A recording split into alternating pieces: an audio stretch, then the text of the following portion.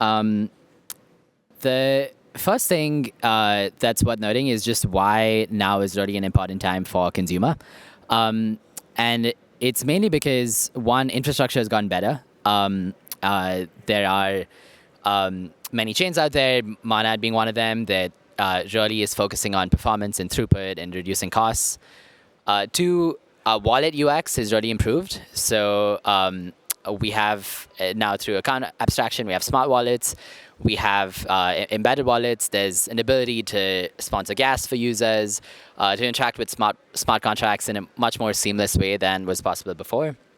And three, stablecoins have much higher adoption than before, and stablecoins just help users reduce, the price risk they take on with other tokens.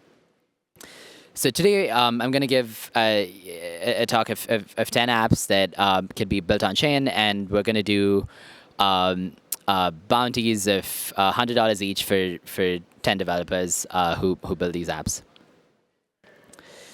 The first idea is chess with stakes. And so how many of you play chess here? Okay, great. So most of the audience, crypto generally attracts a lot of people who play chess. Chess.com is one of the most popular sites with just over 10 million daily active users. I think we have a cool opportunity to actually pokerize chess in some way, where you can actually introduce betting, both for an individual just playing chess, where you could allow the winner to earn the opponent's stake if they lose, and have like different tiers from like a $2 buy-in to up to hundreds of dollars. And you can actually make it interesting for chess viewership to increase. Just again, like how it happened in poker, where it's there's a lot of people actually just watching really good people playing poker, and I think that can happen with chess if you actually increase the stakes involved. The second idea is an accountability app with staking and penalties. So you could specify a specific task you want to complete and a deadline. So for example, publish a blog post on WordPress by 5 p.m. on December 10th. And you stake some ETH or another token, and if you don't complete the task by that date, then your stake gets slashed. This could really just increase the what's at stake for doing something that you want to continuously do. So maybe it's writing, maybe it's a habit, a new habit you want to pick up, reading, something else. As long as there's kind of an equivalent of a data feed. So if you could plug into WordPress APIs and make sure that if the post is published, maybe there's information sent to a smart contract through an oracle that can communicate that it's actually successful and your stake shouldn't get slashed, or the opposite. If by the deadline you don't finish your task, that your stake gets slashed. So there's many variations of this, and so maybe think through something that actually matters to you, that you care about, and you can adapt it to your use case. I think one of the biggest trends over the next couple of years is that stablecoins will be integrated to major consumer marketplaces. And so this includes Uber, Etsy, Airbnb, Deal, Upwork. And so I think it'd be cool to actually simulate what this looks like. Of course, maybe you can't build the whole thing over a hackathon, but I think it'd be cool to just simulate what the driver experience would look like if the Uber marketplace had the ability for drivers to get paid in stablecoins, and for all drivers to have consumer wallets with a stablecoin balance accruing and the ability for them to earn yield too. To outline the problem in more detail, Uber spends $2 billion in fees every year for payments, and so Uber processes $100 billion in payments every year, spends $2 billion in fees, and with stablecoins, the fees can come down to $100 million, so over 90%. A similar idea could be applied to Etsy, and so just have the ability for sellers of the marketplace to have wallets embedded into their experience and receive stablecoins as payments. I think what's really cool with stablecoins is it allows um, apps and sellers in businesses to be global from day one. This is something that's super underrated. If you see how Uber expanded or Airbnb expanded, previously it was very much geo by geo, and there's a lot of reasons for that. But payments is definitely one of them. And with stablecoins, you can actually be global from day one, and I think that's a cool design space to explore. How many of you have used Farcaster or Wapcast? All right, cool. A bunch of you. Farcast is really, going heavy on the use of channels, and I think channels can be just made much more interesting if every channel by default is some kind of, has a different, is some kind of, DAO, but maybe with different rules. And so you spin up a new Farcaster channel with an on-chain treasury and specific rules for how you can allocate that treasury. So maybe you set some access control roles and permissions for, maybe the admin has veto power to prevent a certain allocation. Maybe if over 50% of the channel members approve a certain allocation, that happens immediately. An easy way to do tipping for members, especially like high value contributors. So I think you can actually have like much more self-sustaining communities just spin off Farcaster channels. The use case I was thinking about is, and a few others have spoken about too, is the idea that when you're thinking about travel, there is just a lot of fragmentation just to do something simple like plan a trip, even as an individual, but it compounds if you are planning group travel even more. And so you have to, if you're booking a trip to the Bahamas, you have to, go through like many sites. You have to account for like hotel and travel dates, and it's just like a lot of nuances to planning something that should be much simpler. And so an intent-based solution would be that users actually just express their travel preferences and their constraints as intents. And then, something like you want a beach vacation on a certain date that's under $3,000 with direct flights. And then you have solvers just search across all the travel providers instantly, and then you find the optimal combination of flights and hotels and the activities that satisfy all your constraints. So I think this is something cool to explore that improves the travel experience. Something that really took off in a few years back was Wall Street Bets. It's always been popular, but with the growth of Robinhood and Coinbase and really the financialization of everything, Wall Street Bets, something like Wall Street Bets gets even more important. I actually think we're reaching a point where the social feed is the financial feed. Like there's very little difference between a token and content. Like tokens are content, and I think there's a way to actually make that user experience even more entertaining. So Wall Street Bets is like a subreddit where people post their gains, their losses, their trades, and it's quite fun. Like it's almost like you experience together. If you're buying a stock or if Bitcoin's going down, you're kind of experiencing that high or low together. But the problem is there's also just a lot of people just posting false things, and it'll be cool if you can add just a wallet sign-in experience with the ability to just verify this trade was real, or that if you're saying that you should buy this thing, that you actually own it, you're planning to buy it. And I think you can actually have like a social plus financial feed that's quite interesting.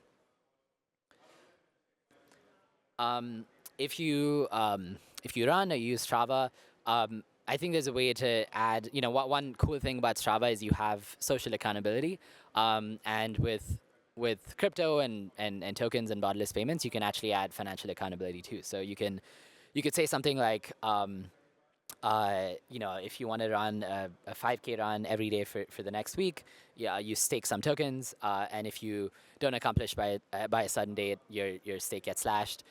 You can also have group experiences, so you can have the ability for 10 of your friends to pool in a small amount of money and do a workout challenge the month of January after the new year, and then if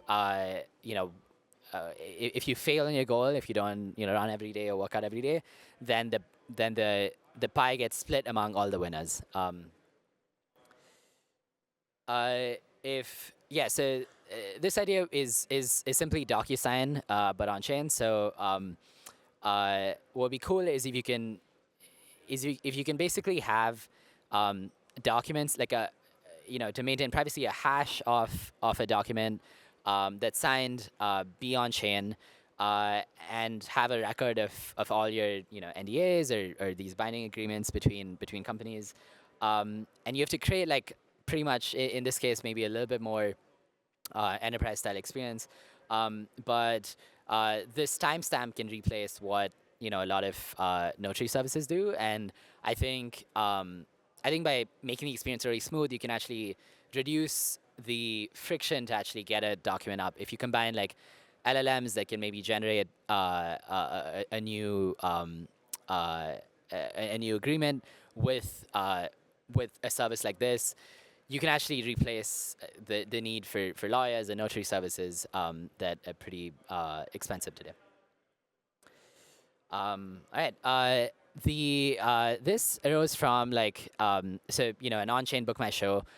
The idea is came from the problem of most Ticketmaster, Book My Show, all these sites just are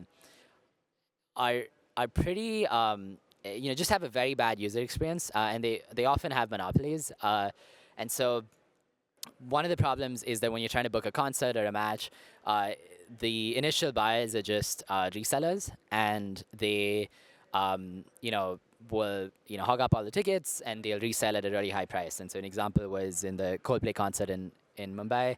The tickets were priced at 2.5 to 12K, but were resold for many lakhs. And one way to potentially solve it is to have these event tickets issued as non-transferable NFTs that so the users of course can't transfer it, but then have the ability for the users to actually burn this non-transferable NFT within a week of the concert, and so that way they can actually get a full refund if without having to resell the ticket.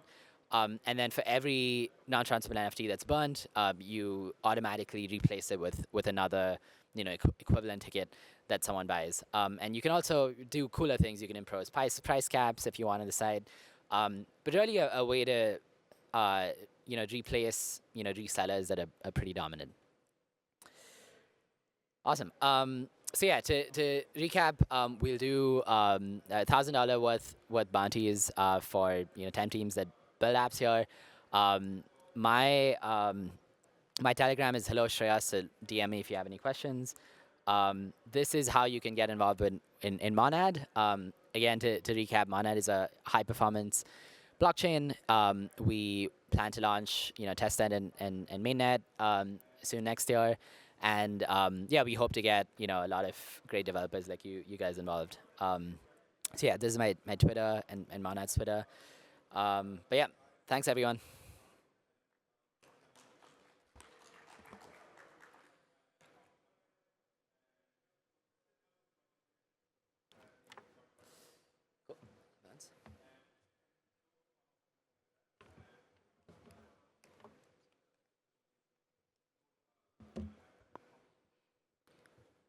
Okay, next up we have Satyajit Das from BNB to talk about technical differences between the Ethereum and the BNB smart chain.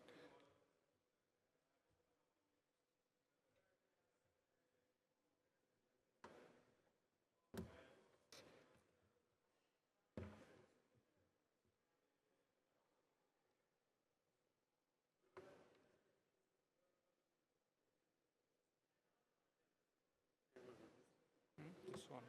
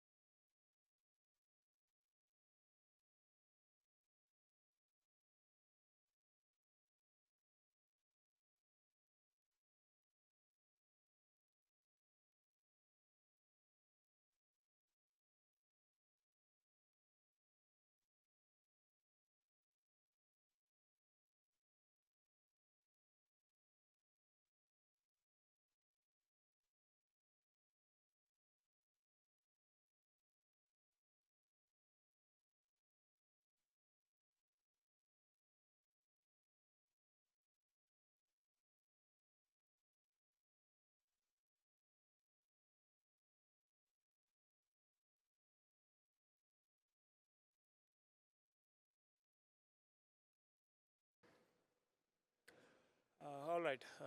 Sorry for the delay. Can you hear me? Can you guys hear me? Okay, great. So hello everyone. My name is Satyajit Das. I'm a core developer in BNB Chain, and today the main technical thing I'm going to talk about is the differences between BSC and Ethereum. So my talk has 4 different parts. So initially I will give an intro to one BNB ecosystem. Then I will actually talk about the differences between BSC and Ethereum, the technical differences.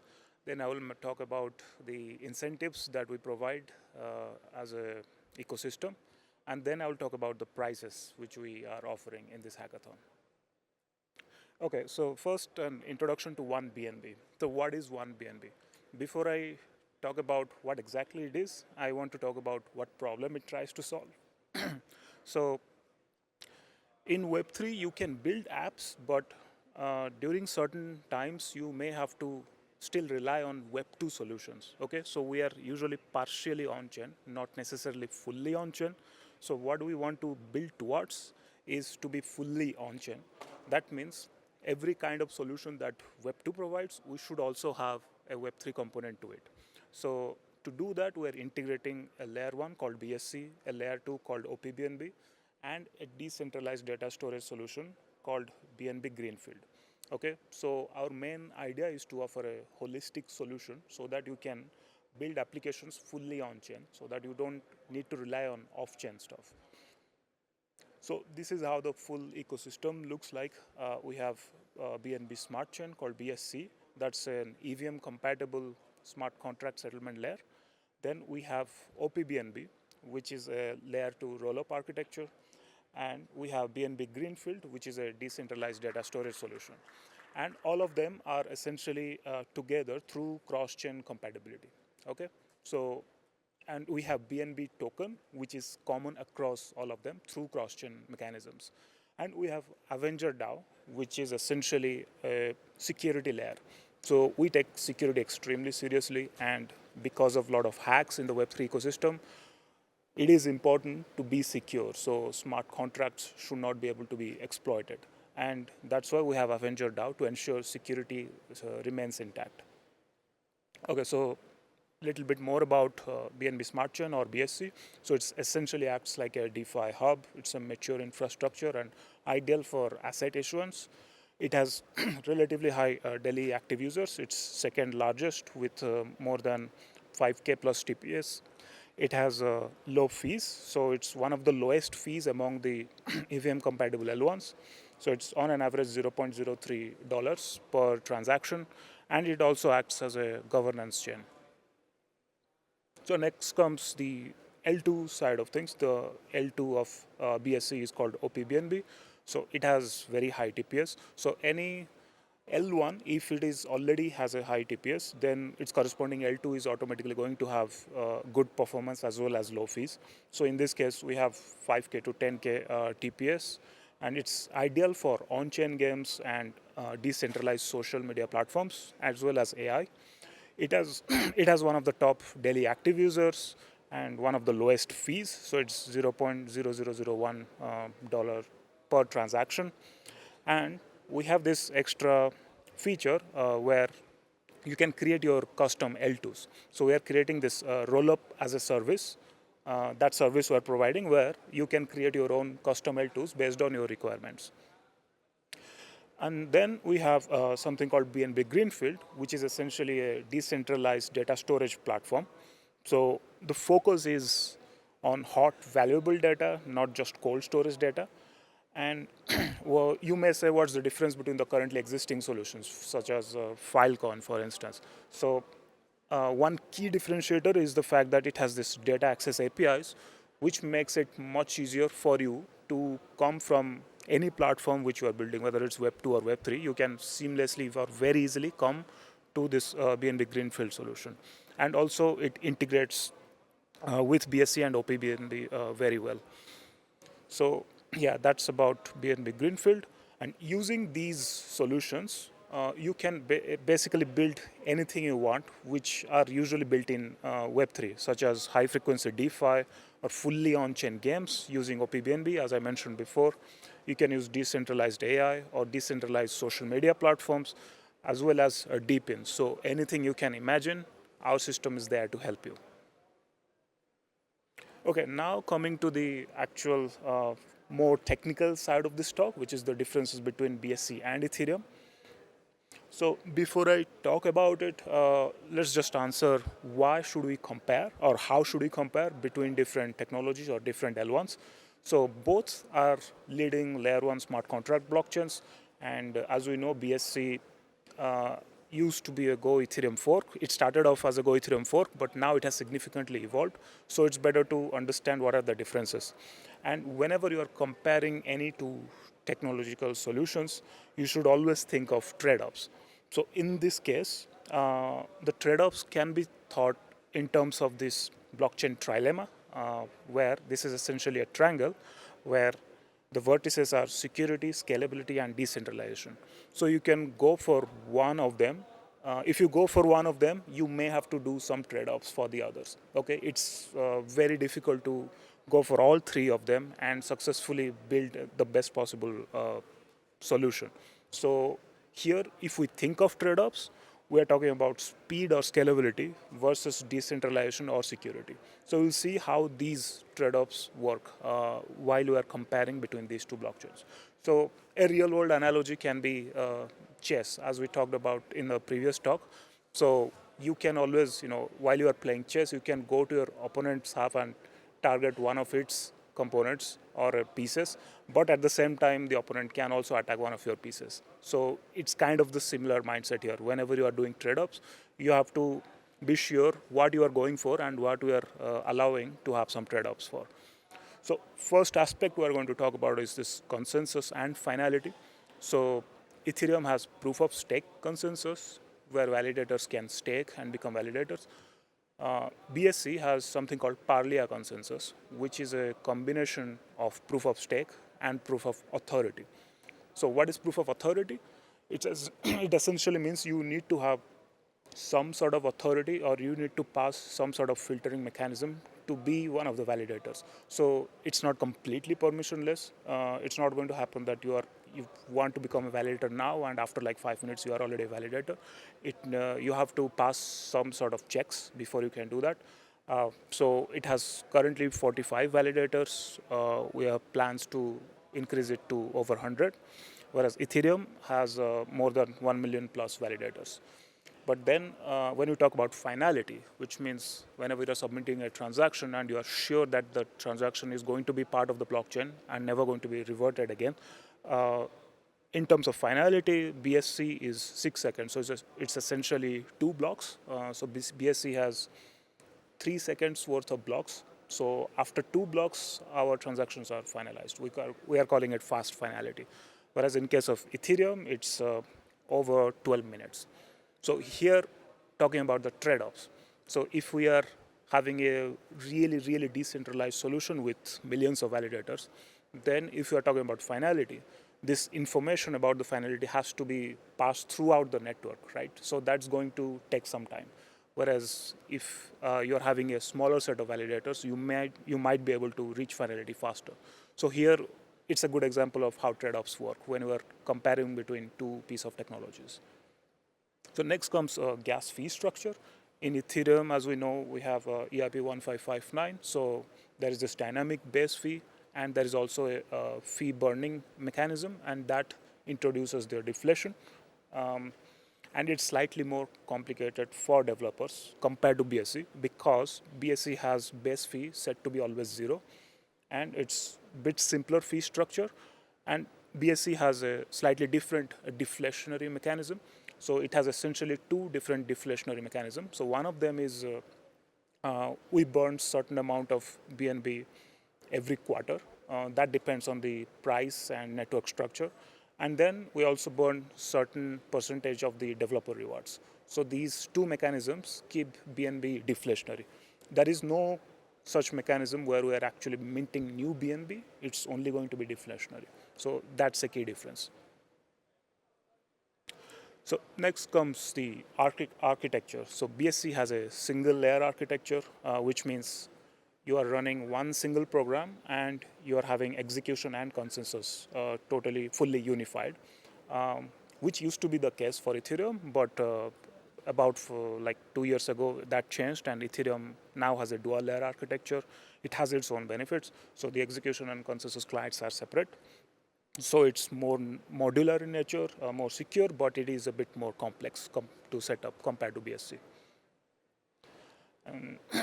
Next comes EVM compatibility. So it's more similarities than differences. So both support Solidity, both are EVM compatible. There is one key difference when it comes to this Brave rundown opcode. So if you are trying to go for a random value, if you want to get a random value in your smart contract, you have to use Brave rundown opcode in case of Ethereum, whereas in case of BSC, you will need to use the block hash as shown in this slide. So that's a key small difference, but in other aspects, it's the same. When it comes to node operation, as we talked about the architecture before, so if you are a validator or a node operator, because BSC has a unified node, it is slightly easier to set things up, and it also supports built-in pruning. In case of Ethereum, it is dual client, and it's slightly more complex to set things up. Then we talk about proposer builder separation, or PBS. So in BSC we have in BSC we have in protocol PBS, whereas in Ethereum we have out of protocol PBS. So yeah, this is the gist of all the comparison in this table. I'll quickly go over the incentives or the price structures we have. So in case of incentives, we have 3 different programs. We have BNB Incubation Alliance and Most Valuable Builder program. I'll go over them very quickly. MVB program, it's an accelerator program, 4-week curriculum.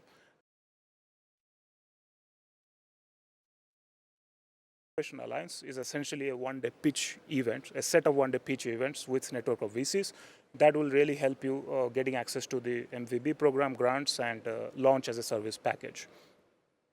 And we also have flexible support for grants for builders, and we have incentive programs depending on the daily active users or total value logged. And we also provide kickstart programs for security auditors, infrastructure providers, as well as APIs and DAO tools.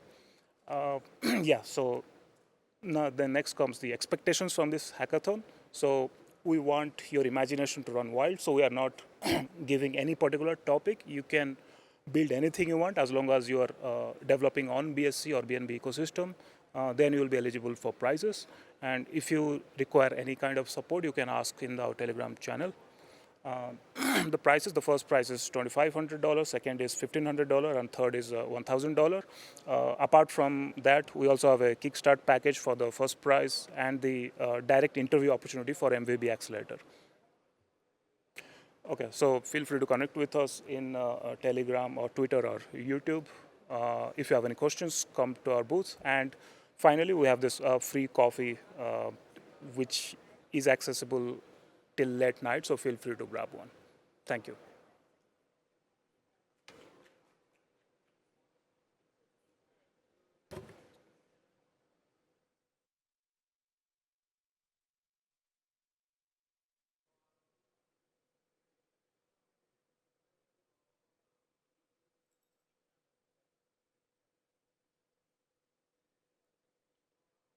Hi everyone. So I'm gonna give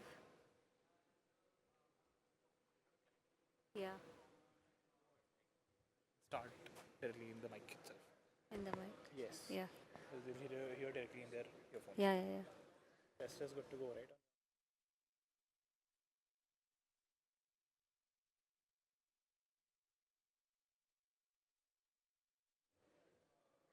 Hi everyone. So I'm gonna be doing a quick talk on understanding ag layer. So before we talk about blockchain, I just want to talk a little bit about the history of internet and how internet started. So even in the internet all also started very fragmented. There were many different computer networks. It was all disconnected in the beginning, and there was no way to communicate with one network to the other network. So it all started in the fragmented way. You can see in this picture there was ARPANET, BitNet, CSNet, and Telenet, and what all other networks. So it all started in a fragmented way, and how are we trying to solve this problem? It was solved by unified protocols like TCP and IP protocol. They acted as like the packet transport and the common standards to deploy anything on the internet. So even the Wi-Fi, the video chat, the message chat, the email, everything on the web was deployed on two unified protocol, the TCP protocol and the IP protocol. Even in the Web3 world, we deliver the same sort of challenges.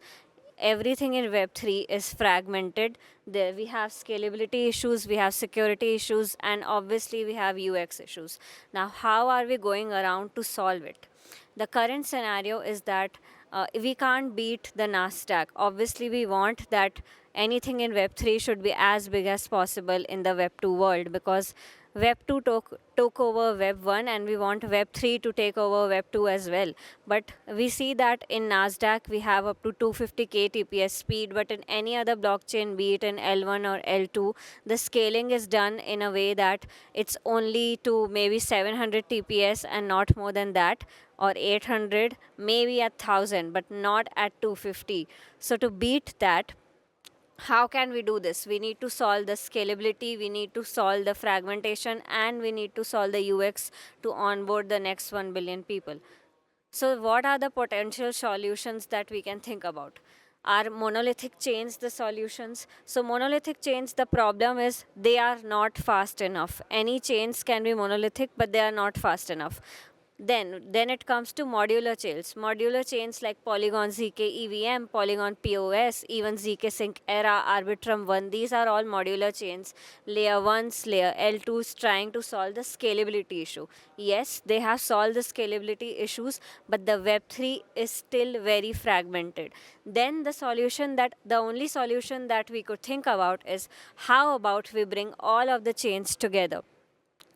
So this is the aggregated universe, or a aggregated Web3 that we are talking about today. You can see the monolithic, aggregated, and the modular in the photo here.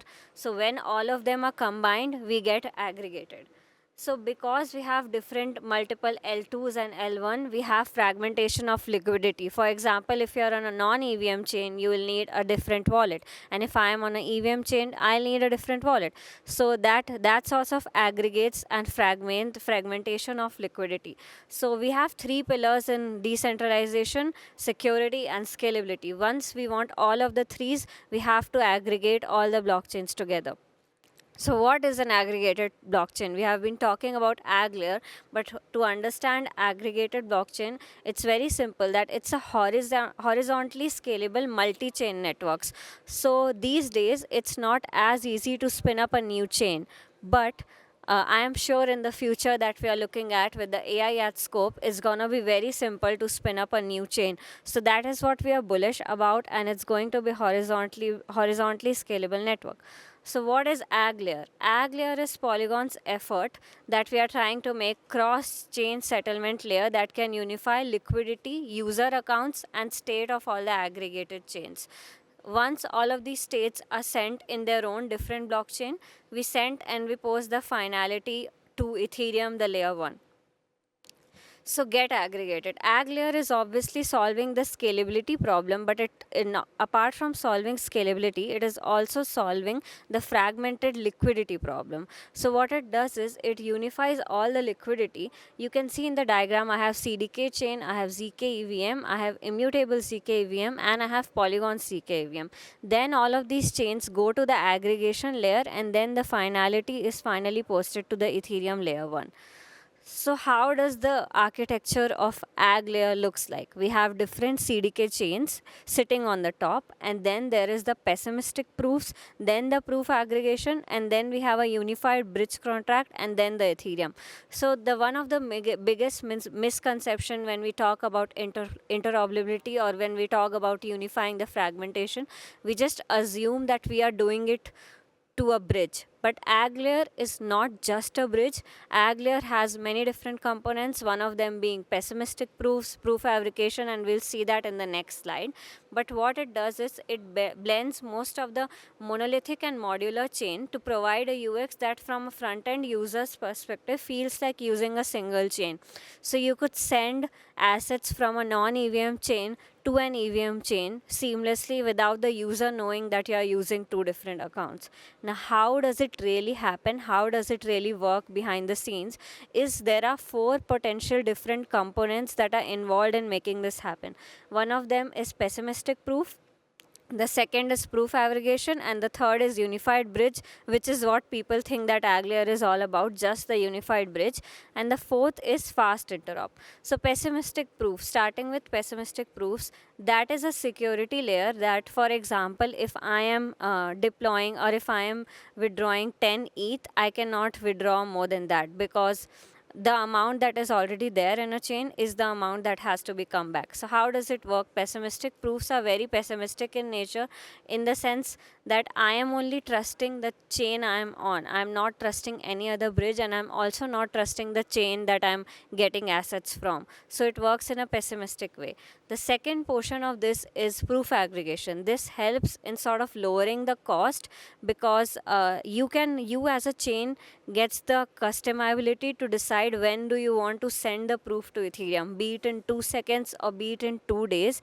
That customization makes sure that how many transactions that you are going to have, that is going to lower the cost, because you can send all of the proofs in an aggregated way all at once. The third major component is unified bridge. In unified bridge, we talk about fungible tokens. I have a workshop also called bridge and call, so you can see that and you could understand that how bridge and call method is working, and how we can it basically eliminates the need to wrap and unwrap tokens, so that we can get a unified experience from the user's end perspective. The fourth and the most important thing is fast interop. So it is basically assumed that AG layer is dependent on the final layer 1, that is Ethereum, and it cannot give a faster transaction as Ethereum, because obviously we need to send the proof to Ethereum, but that is not the case. We can also give faster transactions before it is even finalized on Ethereum, because we are using something called pre-confirmation status as transaction to lower the latency of all the transactions. Coming to the benefits, I'm not going to go too deep into the benefits, because we already have a lot of ecosystem apps deployed, so you could check that out. But some of the major benefits are messaging, and one of the key benefits that everybody is talking these days is chain abstraction.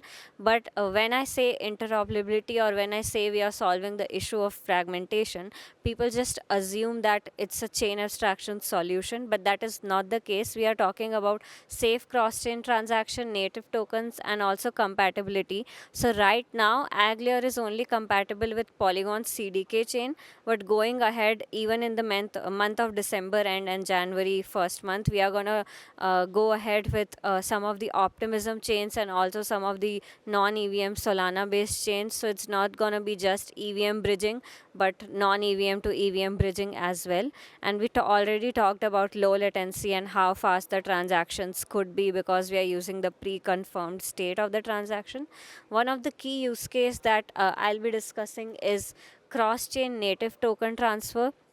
So how that happens is, it happens using a unified bridge contract.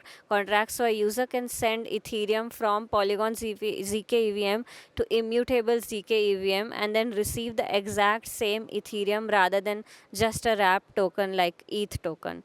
So other use case that we would be talking is bridge and call. So after bridging an asset, a new action can be executed right after bridging. So user can send ETH from Polygon ZK EVM to immutable ZK EVM in the same transaction, and also buy an NFT on another non-EVM chain in the same transaction as well. So this is something that we have not seen before and is super exciting.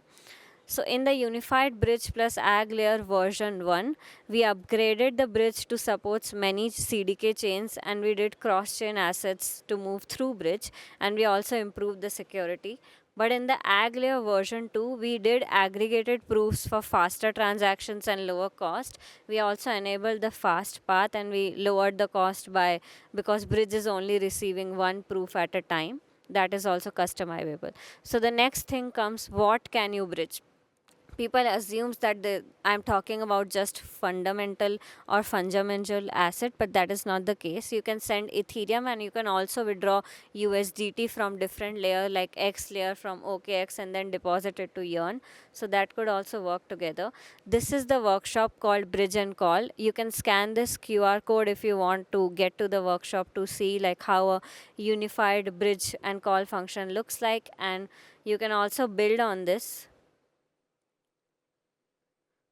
So this is how currently the landscape of Aglayer ecosystem looks like. It's growing as we speak. So we have Ag chains, we have core contributors, and we have RAS providers. RAS is nothing but roll up as a service. So we have different Ag chains like Polygon POS is one of them, but non-EVM chains like Movement Labs and other chains are also, even TON applications are also there. The core contributors apart from Polygon Labs, we have Octo, we have Succinct, we have Third Web, and RAS as a roll-up provider. Gelato is doing a great work in providing us a roll-up so that we can execute transactions. So this is majorly it. I have included a QR code at the end of the slide to see all the GitHub repository of Aglayer so that you can start building on it. We are looking forward to more CDK chains. You can spin up a new CDK chain in minutes. So that is also a thing that is excited about. Thank you so much, and I'll hand over the stage.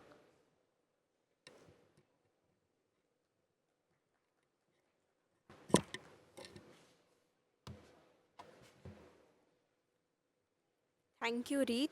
And next up, we have Akash Balasubramani from Starknet. He's an ecosystem manager, and he'll be briefing us about mastering the basics and deploying your first smart contract. Thank you.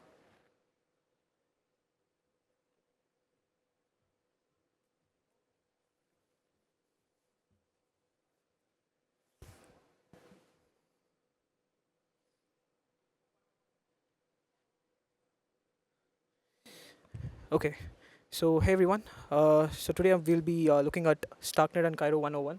I'll be giving a quick overview of what Starknet is and what Cairo is, and what are we doing here in this ETHIndia. So firstly, I'm Akash, and I work as an ecosystem manager, looking into efforts of BD, DevRel, development, legal grants and funding, and marketing as well. So let me just go on to the next slide. So basically here, we are sponsoring 5,000 in bounty, which will be divided among 5 teams. 5 teams will be getting about $1,000 each. So we'll be pushing out high quality and high intent team to grants worth up to $1 million for those teams who do not make onto the top teams, but still show good intent and has good idea within. We're also looking out for builders to build any of the following project. So one is on-chain gaming using Ohio Dojo, which is a provable gaming engine. The next one is Telegram mini apps, on-chain AI agents, consumer products, and leverage account abstraction, and many more. So for today's session, we'll be looking into what is Starknet, why Cairo, why Starknet, and the smart contract anatomy, and a few resources with respect to this. So what is Starknet? So Starknet is an L2, which is based on Stark-based validity rollup, offers scalable and secure Ethereum-like state. So we've got smart contracts. Those are written in a language called Cairo, which is a provable language, and we have the L2 that does general computation and also solves composability. Just skipping out to the next slide. So why Starknet? So it's the best tech stack, most performant L2. Gonna flex more about it in the coming slides. So Stark was invented by our CEO at 2018. It's a production, and we have a production grade prover, which was invented in 2019. Validium, which was again invented by us at 2019. L2 rollup, a StarkX product, which creates app chains, which has powered DYDX and many other projects. At 2020, proof aggregation, which is called Sharp at 2020. A general purpose validity rollup, which is a public blockchain called Starknet, which was introduced in 2021. We have recursive proving and L3s, which was in 2022. We've got something called Circle Stark and Stu, which is already down there. And we also enabled L2 Starking, which is already live again. And in the next quarter, we'll be also looking on to scaling Bitcoin as well. So that's something interesting that's coming up. So right now, why Starknet? So Starknet is the highest scale L2 right now, enabling mass production. This 410 is not currently updated. The current highest TPS is about 850 plus.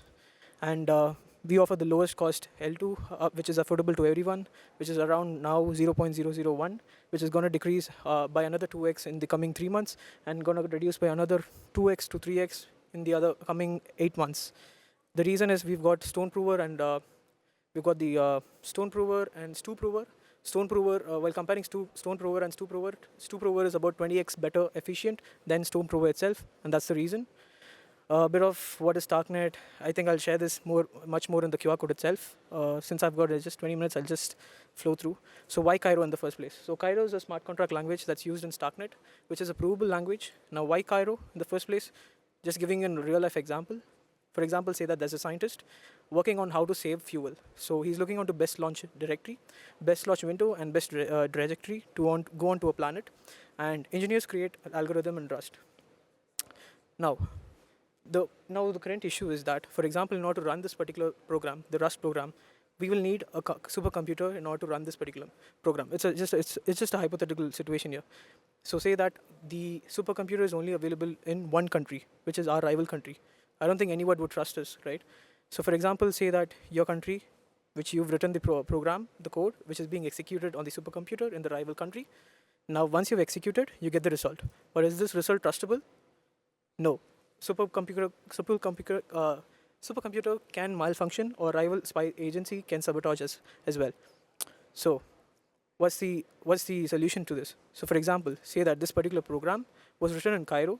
We execute this in the supercomputer. What we get here is the result and proof. So what happens here is that the result and proof is generated, and the proof can then be verified by the scientist using the verifier in order to verify that the proof to verify that the result was right and there was no malfunction in the particular supercomputer or no spy anomaly was modified. If the execution was intentionally or unintentionally modified, the proof will be invalid, and a regular computer is also being kept super honest over here. So the 5 features of Cairo is it creates provable programs, runs on top of Cairo VM. Syntax is very similar to Rust, inspired by Rust. Has a similar ownership model if everyone knows about Rust. It's strongly typed, it can be used outside of Starknet as well, and you do not know about anything with respect to ZK over here. So just reiterating, creates provable programs, proof of computational integrity, verification without re-execution. It's powerful and flexible language, prevents cheating and malfunction, and keeps a supercomputer honest as well. Now coming on to why Starknet. So everyone's aware of L1 scaling problem, right? So say that the block producer says that the new state is 42. Now what happens here is that the validators will have to execute this particular transaction in order to verify that this particular state was 42. This is the current L1 scaling problem. But say that this was done through Starknet. So say that the new state is 42, just as we looked into the previous example where we got the result and the proof as well. So here we've got the state, which is the result. Just comparing with the previous example, the result is 42, and we've also got the proof. But now what happens is that the validators need not execute the whole transaction again, but will just have to verify that particular proof. And hence, the whole work is minimized by a lot.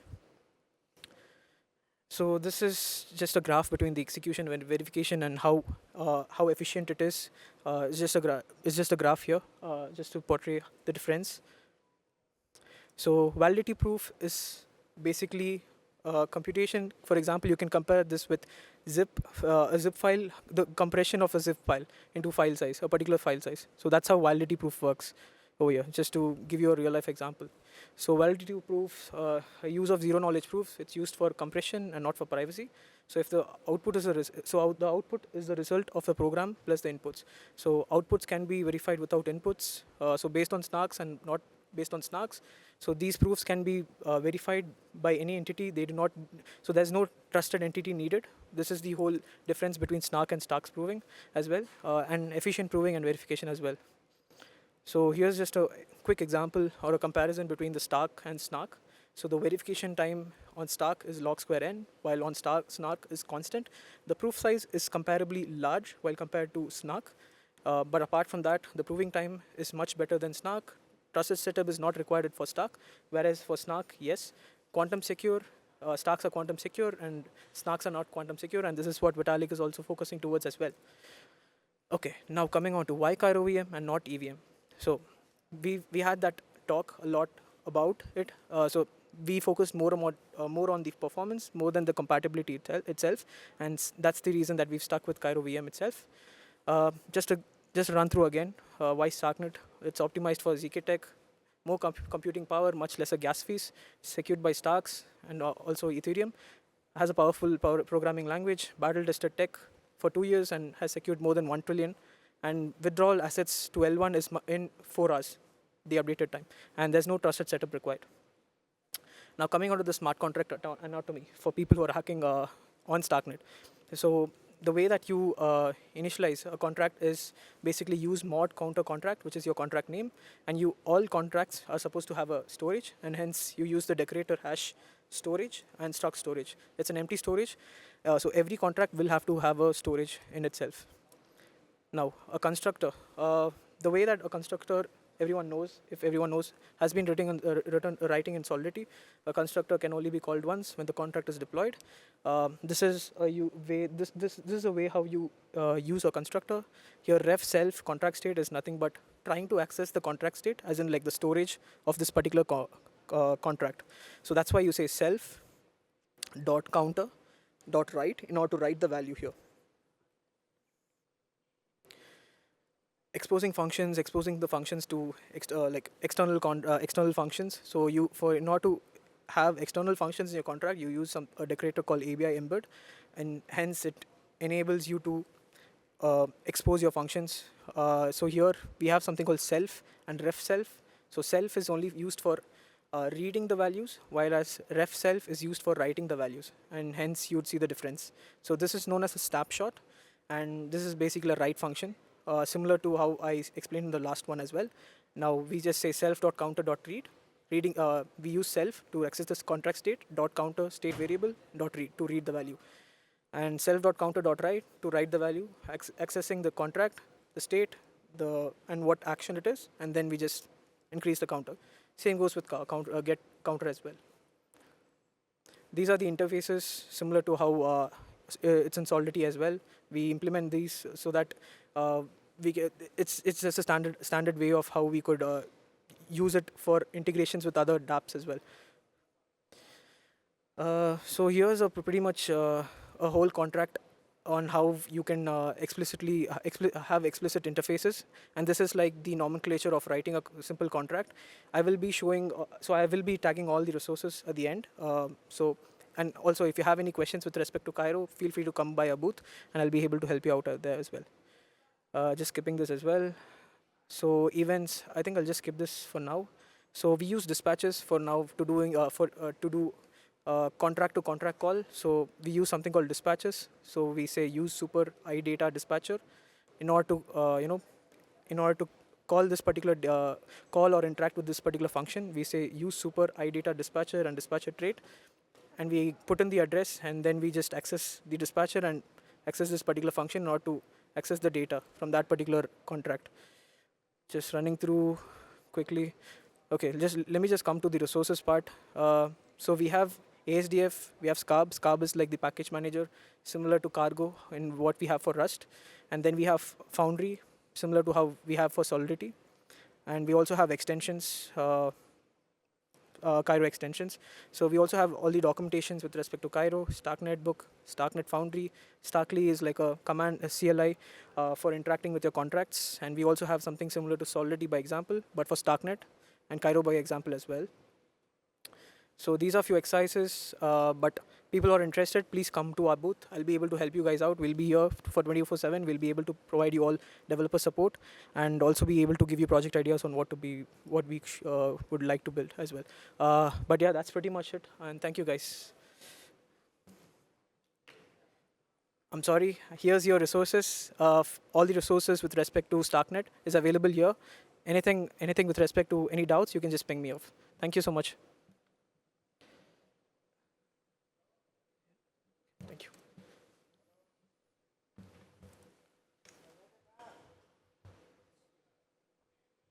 Thank you so much, Akash. Next up, we have Vaibhav from Socket to brief us about the chain abstraction for developers, powered by Socket.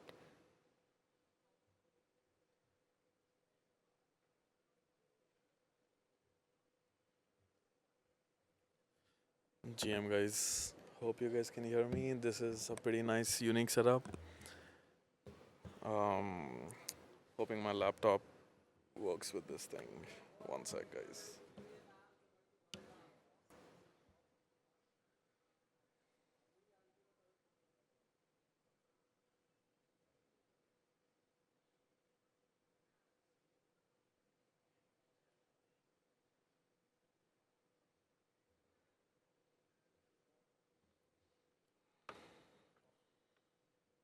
Am I connecting with the right?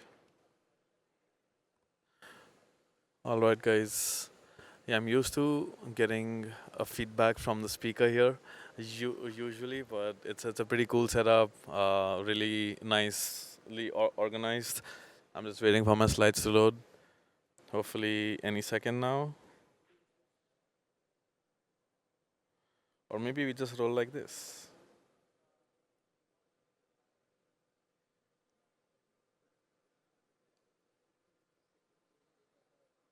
I guess we roll like this. Hey guys, I'm Vaibhav. I also go by VC. I'm one of the founders at Socket. Socket's been live for the last couple of years, and today I'm quite excited to be here because this is one of the first hackathons that we are sponsoring, and we just released an alpha testnet for Socket Protocol last night, pretty much. So this is fresh out of the oven, and I'm going to give you guys a walkthrough of what Socket is, right? So hope you guys can follow me along. If not, you can find me at one of these booths after the talk is done. So really, Socket is the first chain abstraction protocol.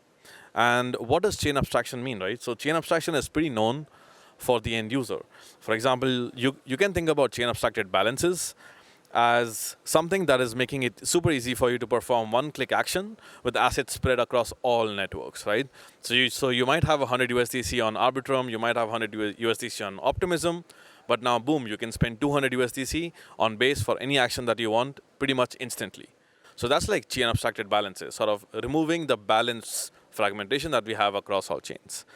I have a nice Uniswap screenshot that sort of like showcases what it might look like in the end game, right? No more bridging, basically. Then we have something called chain abstracted swaps. So from a user perspective, you are just able to do like swaps across networks.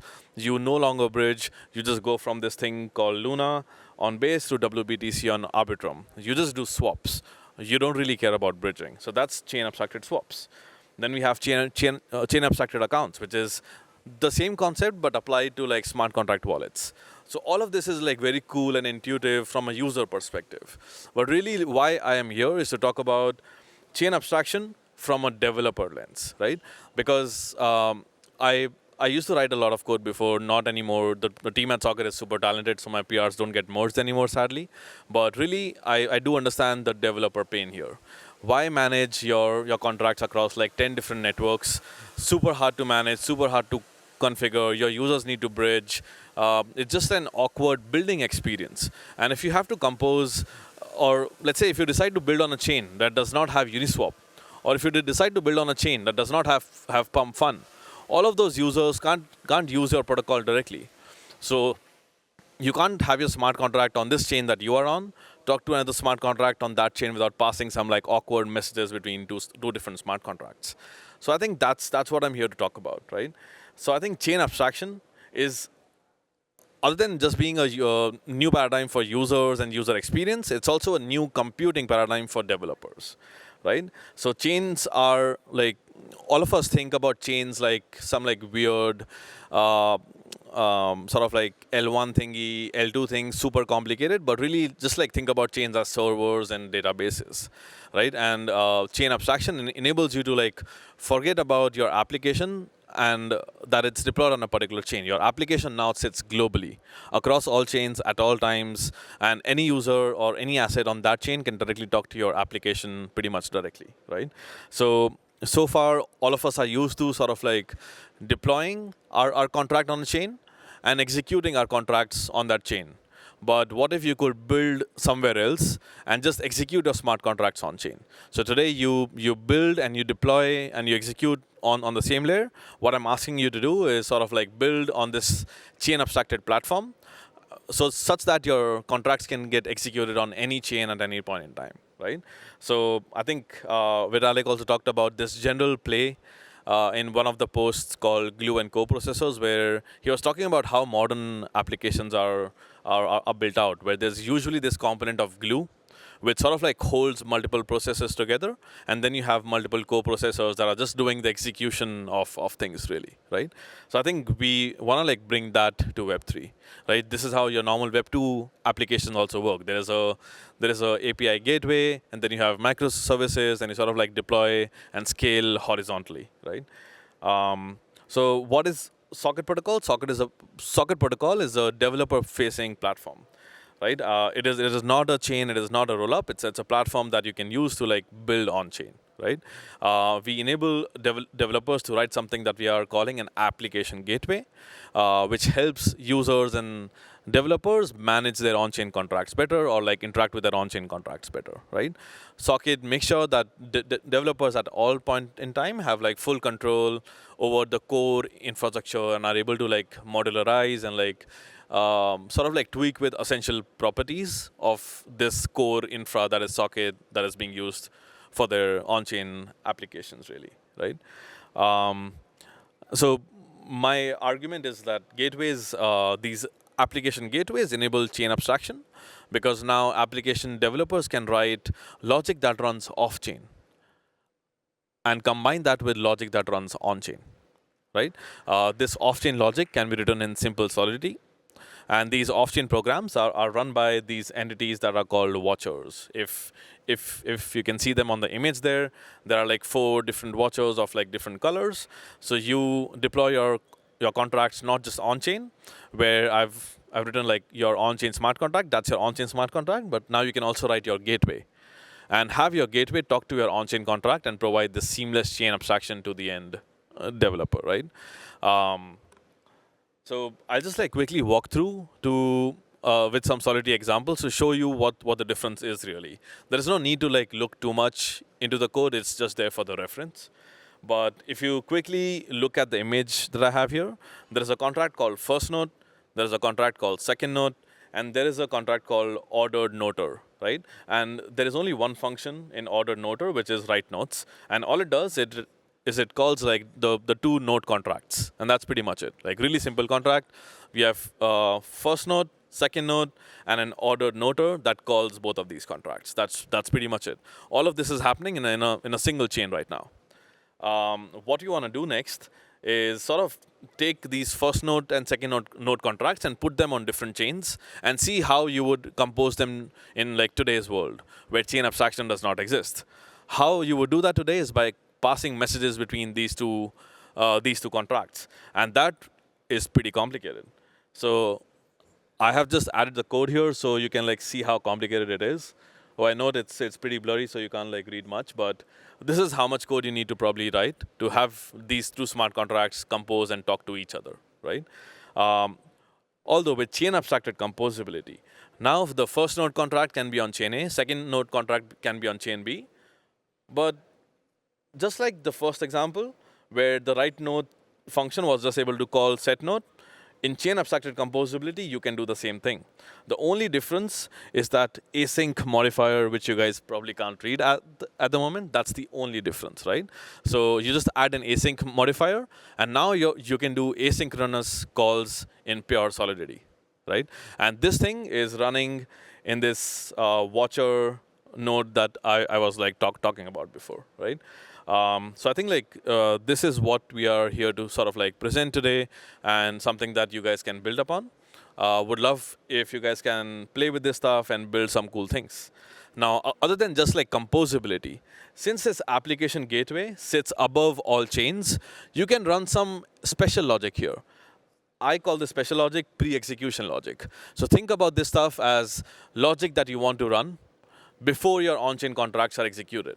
So imagine that you have like a lending protocol on-chain, and you don't want this lending protocol to be hacked, right? So what you do today is you sort of like go and you find someone that like causes a pause function when something bad happens. But what if you could write a security invariant inside your application gateway that automatically detects if this particular action is going to like cause or like break a particular invariant? Or you could run an auction inside this pre-execution logic that ensures your intents are being fulfilled in the most optimal fashion. So so I want like people to use this stuff to do smart contract composability across networks, as well as run some pre-execution checks. You can like scan it to get linked to the docs. And today we release an alpha devnet.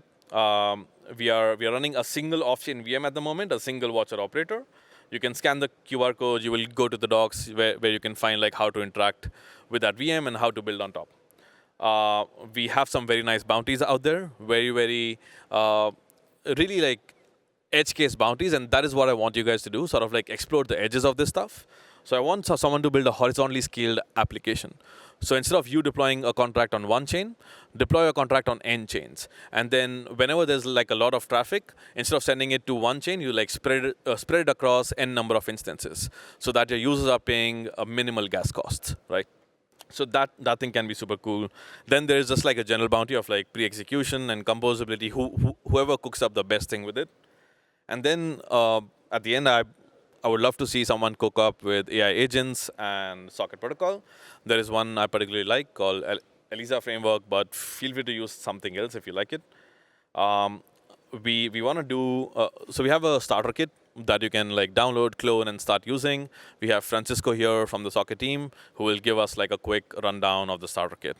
One sec.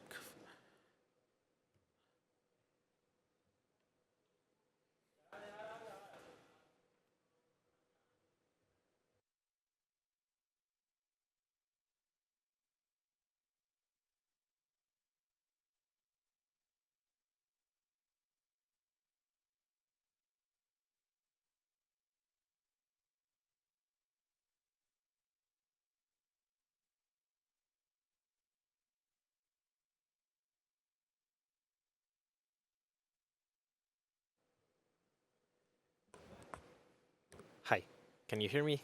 I think so. Okay, so we've just launched, as VC said, our docs, and we have here some steps and some, let's say, easy tutorials. So the first one is actually the counters deployment, but for chain abstracted in a chain abstracted setting. Here, the main idea, I won't go through the setting up the environment and all of that because you'll have time to do that if you want to try our stuff. What I want to highlight here are two things.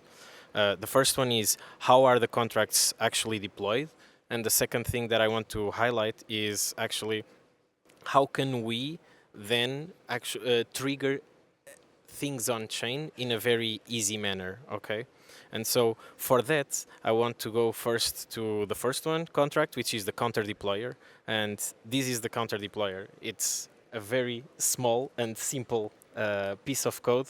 The main thing here that you, if you look at it, that you need to worry about is the chain slugs, right? So you just put the chain ID there and it's deployed. Okay, that's it. So if you want to deploy on base, you just put the base. If you want to put optimism, you just put optimism. You don't need to worry about, oh, how many chains do I want to launch? Do I need to prepare to launch for a new chain? No, you just put there the ID and that's it. Okay. And then there is the second part, which is part of what VC was talking about, which is, okay, so I want to trigger things in multiple chains because let's assume I have my gaming app, I have tokens in one chain, I have the NFTs in a different chain, and I have, I don't know, some special prizes that I want to give to users in a different chain, okay? And that is where we get our gateway.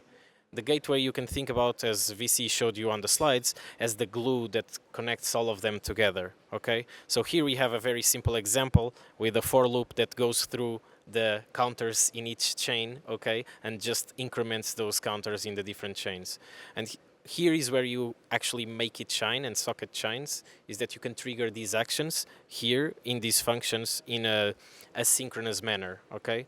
We have a way that we can trigger that. You can also revert it. We have here also documentation on that. So since we are triggering things that are asynchronous, how can we make sure that we can revert if some of the actions are not as we expect them to be, okay? And now just to show you a bit here. So for instance, here we had these, we had these counters here that were, we had these counters here that I just read with this script, which is pretty simple, just to check like what are the values of the counters in these three Sepolia chains, right? The optimism, arbitrum, and base. And when you look at it, it's like we're just getting information from different slots. Oh, sorry, let me just scroll up a bit. We get information from different slots, and those slots just tell you like, okay, this is what's happening in each state of the chain, and you don't need only to read. You can read and write based on the information that you get asynchronous from the multiple chains, and that's the beauty or the beautiful part of the app gateway, right? So your app gateway can orchestrate the apps as you see fit and with the needs that you want. So you can read, again, as I mentioned, the token balance from base, and then trigger a purchase of Optimism, an NFT on Optimism, or whatever you want. And so here I'm actually triggering, let me actually trigger that. I'm going to trigger live if the internet allows me. I'm going to trigger setting up the counters again. And while we're doing that, I'll also want to go back to the documentation just to show you something that we do have here, which is when we are reading, which is, or writing what we are doing right now, we do have this concept, which is a forwarded address. This is how everything ends up working. So we have in our off-chain VM, we have a representation of the contracts that are on-chain, which also have an address, which we called it a forwarded address. Okay, so it basically just forwards information to read and write from chain. Okay, sorry. So we do get that information from and off chain this way.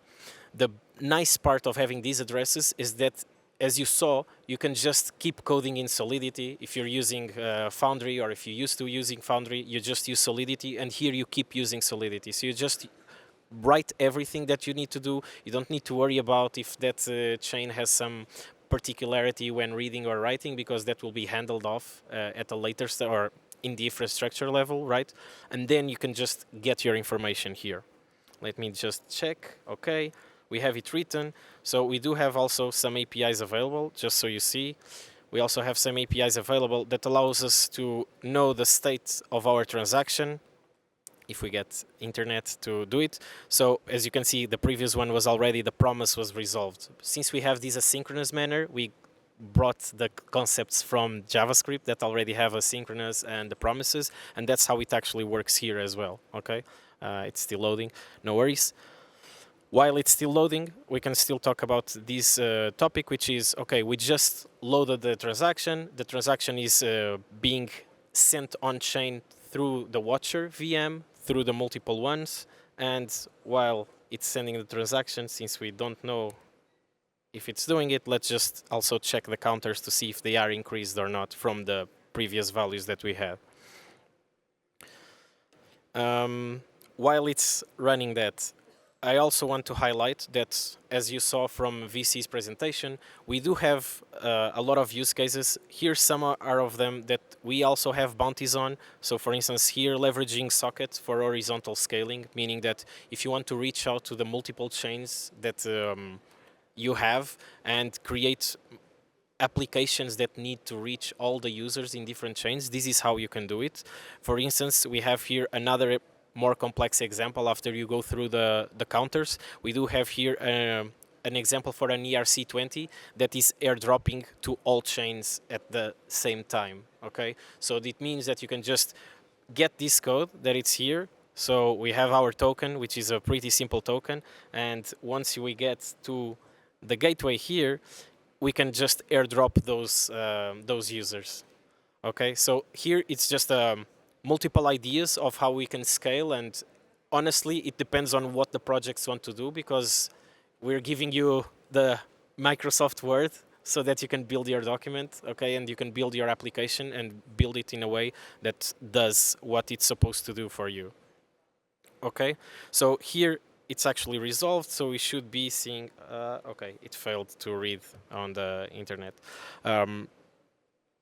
Otherwise, we would see if this runs, if I can get access to the internet. As we can see here, the promise is resolved, meaning that all the orchestration that I did to send the transaction on chain for all the chains was working, and it sent and deployed on all three chains, okay? Let me just, I wanted to finish with the counters incrementing so that you could guys see what we have here. If you have any questions, okay, time's up. So if you have any questions, we are on the booth near the Coinbase booth on the corner. So come talk to us. We have a bunch of people and it's going to be fun. Thank you.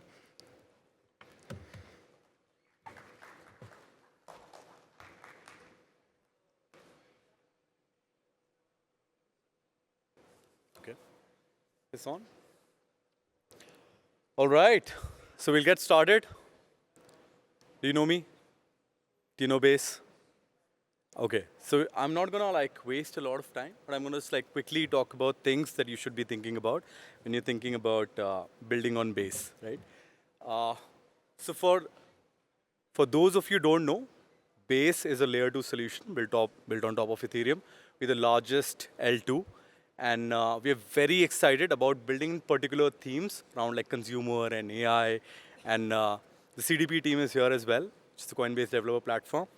What we are going to do is we're going to do two things. One, for the larger ETHIndia bounty that we've put, I'm going to talk largely about what it means to be building on Base and different aspects of how we've structured the bounty, right? What are things that we're looking for as you're here and thinking about building on Base? What are large problem statement buckets to look at? What are interesting use cases for us to evaluate? So that's that, right? And after that, we'll have a technical workshop by a senior dev advocate, Will, who's going to look at that, right? So we have put down a $10,000 large bounty pool. And the idea is to build innovative consumer application use cases, right? What is interesting for us is, can you, as a builder, think from an Indian mindset and think what are real world things that your mom and dad could use, right? And what can you build on Base along those lines? So 3 things that we're largely focusing on. 1, build interesting, fun consumer applications. Focus on something that is fun, entertaining, could go viral, or educational, right? So that is one aspect. And plus points to you if you use something that uses base names, right? So base names is a core identity primitive for us. And we want to make sure that you inculcate that because it comes with you porting your social graph across different domains and different applications that other people in the base ecosystem could use. So it becomes that one thing that is common that can port your social graph to different consumer applications, right? Some things that we're excited about, again, base names from a problem statement point of view, and real world applications, again, from a problem statement point of view. But what does that really mean, right? So it means some ideas could be, like recently we are giving a bunch of free base names. So what we did, like in a 2-day hack, we coded something called basefairy.xyz. What basefairy does is it allows anyone to get a base name where we have paid for their name, right? So anyone could sponsor 10 other people's base names by using Coinbase Smart Contract Wallet, right? So things like this, which ease up onboarding so that your friends can get on chain faster, is helpful, right, to build around. Okay, so that's on Base, what is interesting for us from a prize, for this hackathon. From a prizes point of view, we have 3 prizes and we have a prize pool. So we have a $2,500 first prize, $1,500 second prize, and a third prize of $1,000, and a $5,000 prize pool that'll go to 10. That'll be split around top 10 winners apart from the top 3. And the way we evaluate is important for you as you think about, okay, what are we really building? So I don't care for integrations. We're largely going to focus on whatever you're building, is this a project that can get users? So if you don't have users, you're going to lose to someone who has users, right? So make sure that whatever you're building has users, can be used by your family, your friends, your neighbors, and try and get them on chain and using whatever you're building. Because we're going to scan for transactions on the smart contract layer on whatever you have built. Sounds good? Awesome. So I'm going to hand it over now to Will, who's a colleague of mine, leads all things dev at Base, and he's going to talk about, like, okay, technically, what does it mean? How can you use? What tools do we have? And just ease of development on Base, okay? Over to you, Will. Awesome.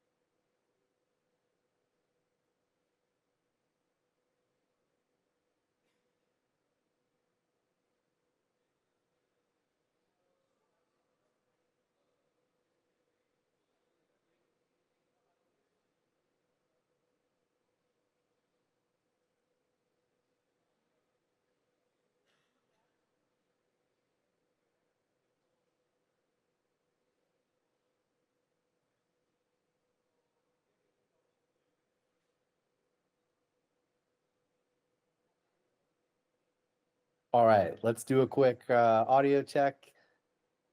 Test. Am I coming through okay for you all? Good to go. All right, perfect. So I'm going to go ahead and get started here.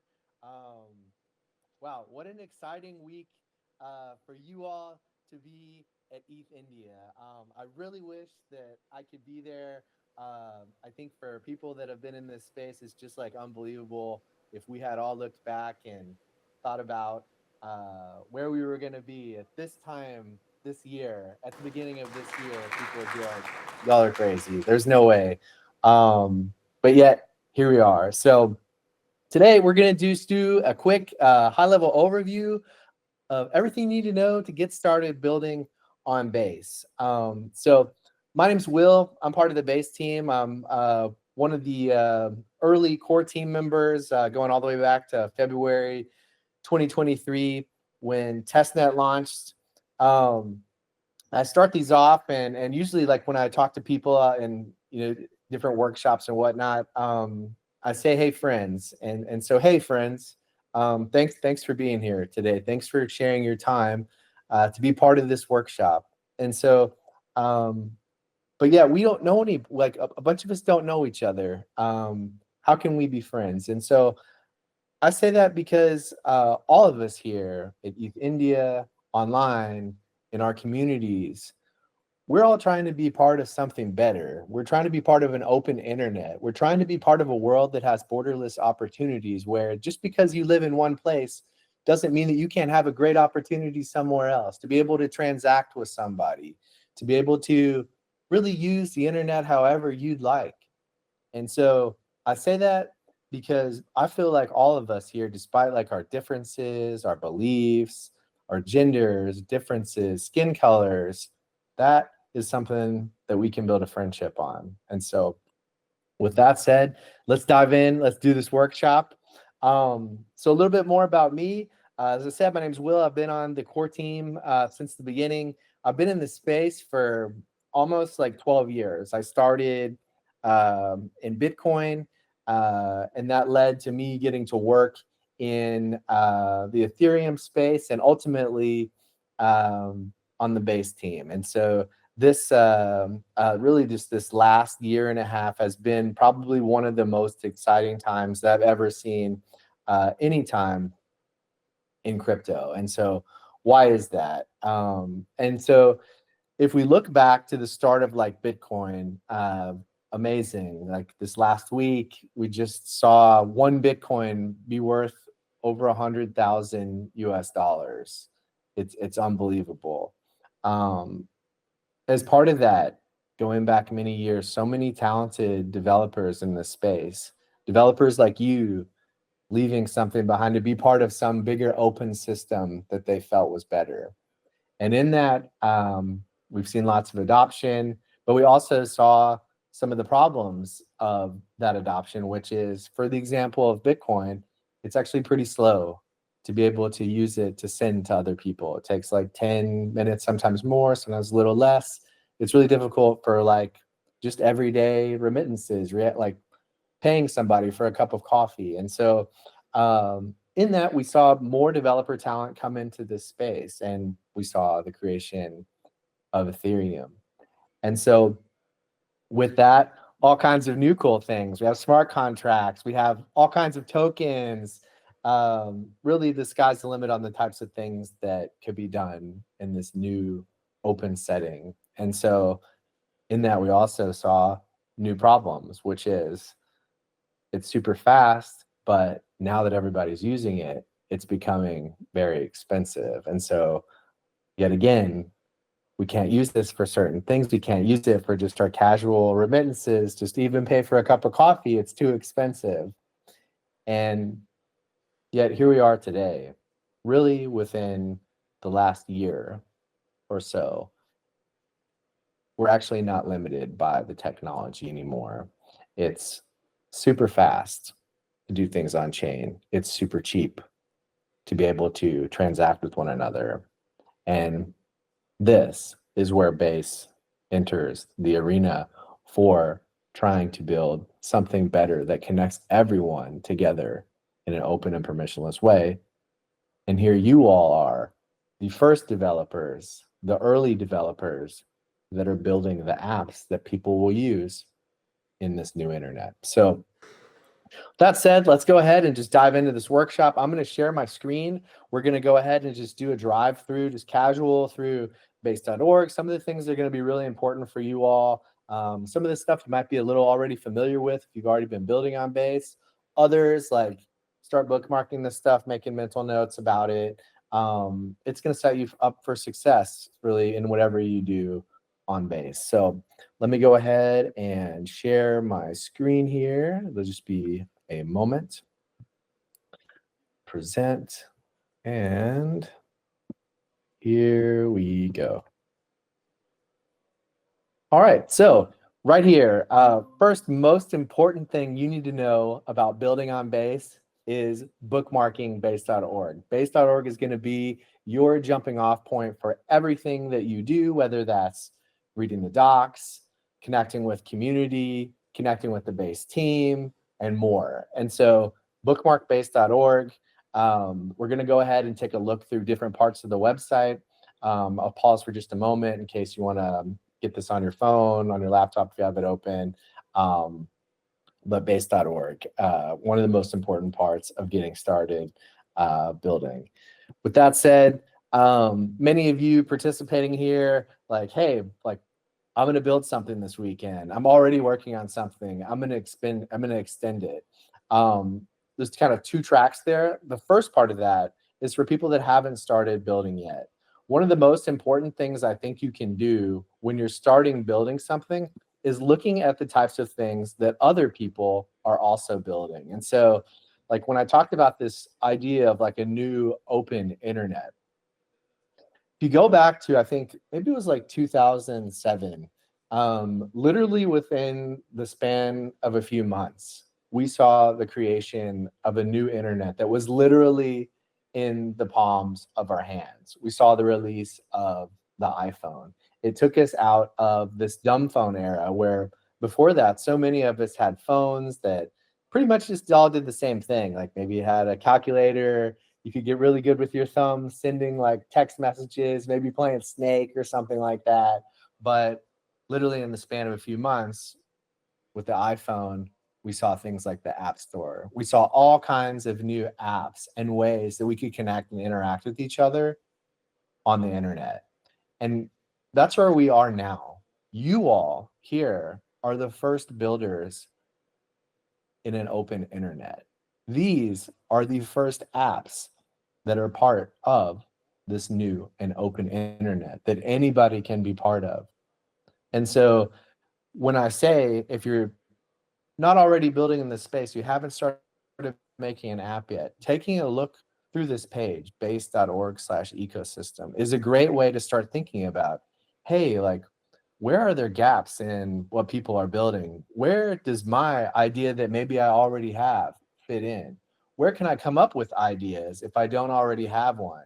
Where are ways where maybe there's a specific type of app doing something in social where this could be really applicable in India or in this part of the world or everywhere for anyone to use?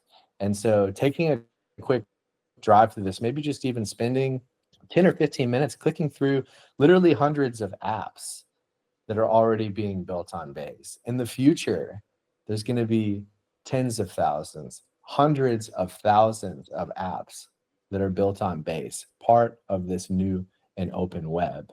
So when I say you all are the first builders, it's literally still day one. Your ideas are the opportunities to connect with anyone around the world, anybody in your region, anybody in your local area or town. So the opportunity is there.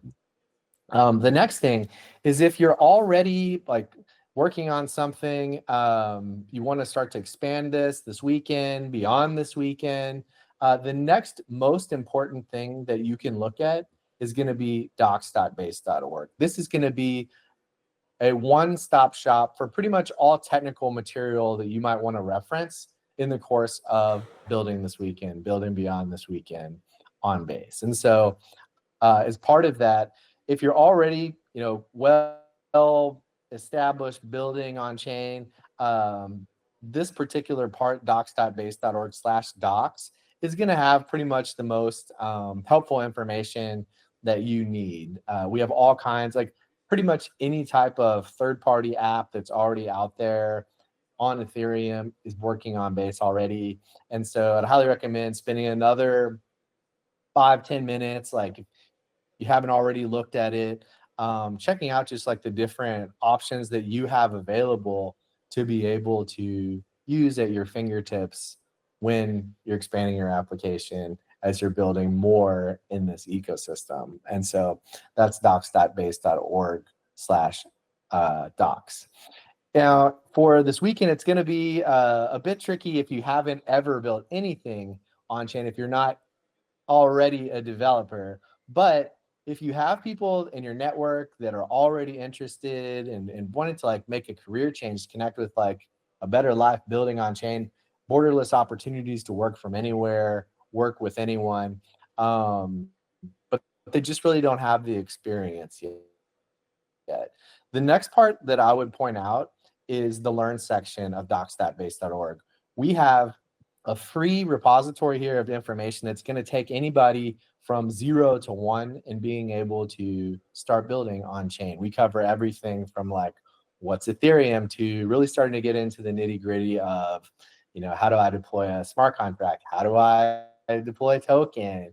How do I test it? And so on. So just a mental note there. Probably not going to be great for jamming and hacking on something this weekend, but just for your friends, others you meet with, they're like, hey, how'd you get into this? How do I get into it too? Send them to docs.base.org. Tell them to check out docs.base.org, learn to build on chain. It's all free. It's a great way to get started in the space. It's there. For others that maybe are kind of somewhere in between, like you're not going to go straight into like the third-party things you want to integrate with. You kind of want to refresh yourself to see like, hey, what are some ways that I can start to wire things together? For this, I'd highly recommend our docs.base.org tutorials page. Here, you're going to kind of just see all different types of integrations that you could do on that like docs.base.org/docs page. This is going to be like basically like cookbook recipes for like, how do I create a Basecamp profile component? How do I deploy a smart contract using Foundry? There's a bunch of stuff here. And so this is a great place to bookmark, even for beyond this weekend, for later, just to go in and just see like, what are different things that I can do on chain that maybe I didn't realize that I needed to know how to do. Most likely that is going to be here. And so the last thing, if you're getting started building, about to start hacking tonight, over this weekend, the most important thing that you can bookmark for this and beyond is OnChainKit. And so that's onchainkit.xyz. What's OnChainKit? So been building Web 2, off-chain. You have these toolkits that really help you get up and running quickly without having to go through figuring out things for hours, days, weeks on ends. OnChainKit is that. And so here on this site, you'll immediately, by using this weekend, are going to have an amazing level up and advantage over people that aren't, that are getting started from scratch. This is literally giving you a probably 5-10x lead over others that are trying to figure out how to do things like, how do I set this up so it's already got a wallet? How do I set this up so that people can actually swap, they can trade without even leaving my website? They don't have to go over to a DEX or a centralized exchange. How do I set it up so that people can mint an NFT or collectible, something that's part of my idea that I'm building?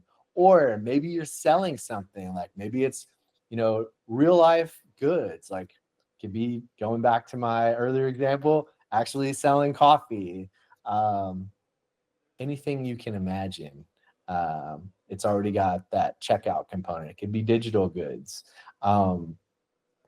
Being able to do that transaction building, that's actually something that's really complicated and hard to do if you've never done it before. On-chain kit already handles that.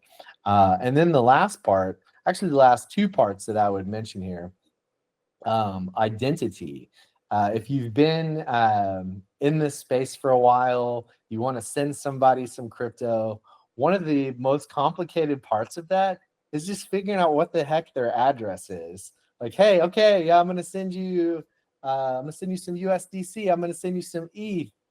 Like, what's your address? This is already wired in so that it supports ENS or base names. Base names is built on ENS. And what that means is essentially being able to send to wbins.eth, Samya.eth, Denver.eth, others there, their names that they've registered associated with their address. In the future, people aren't even going to use addresses. They're just going to send it to a base name or an ENS. And so just having this immediately available to you and on-chain kit is going to start you from the get-go in a place where it's going to make what you built so much more easier to use for others. And then the other part of that I said, maybe actually two more things, is in this wallet component, we also have support for Smart Wallet. And what's Smart Wallet? Well, if you've also been in, again, going back to if you've been in this space for a while, you've most likely gone through the awkward conversation that you have with somebody that's never done anything on chain, which is, hey, like, how do I want to start doing things in crypto. How do I get some ETH? How do I use this dApp? How do I get that token? Oh, well, you're going to need to go get a wallet. What's a wallet? Oh, well, you have to go check out Coinbase wallet or another one. You have to go over here to the App Store, the Play Store, etc. Install the Chrome extension.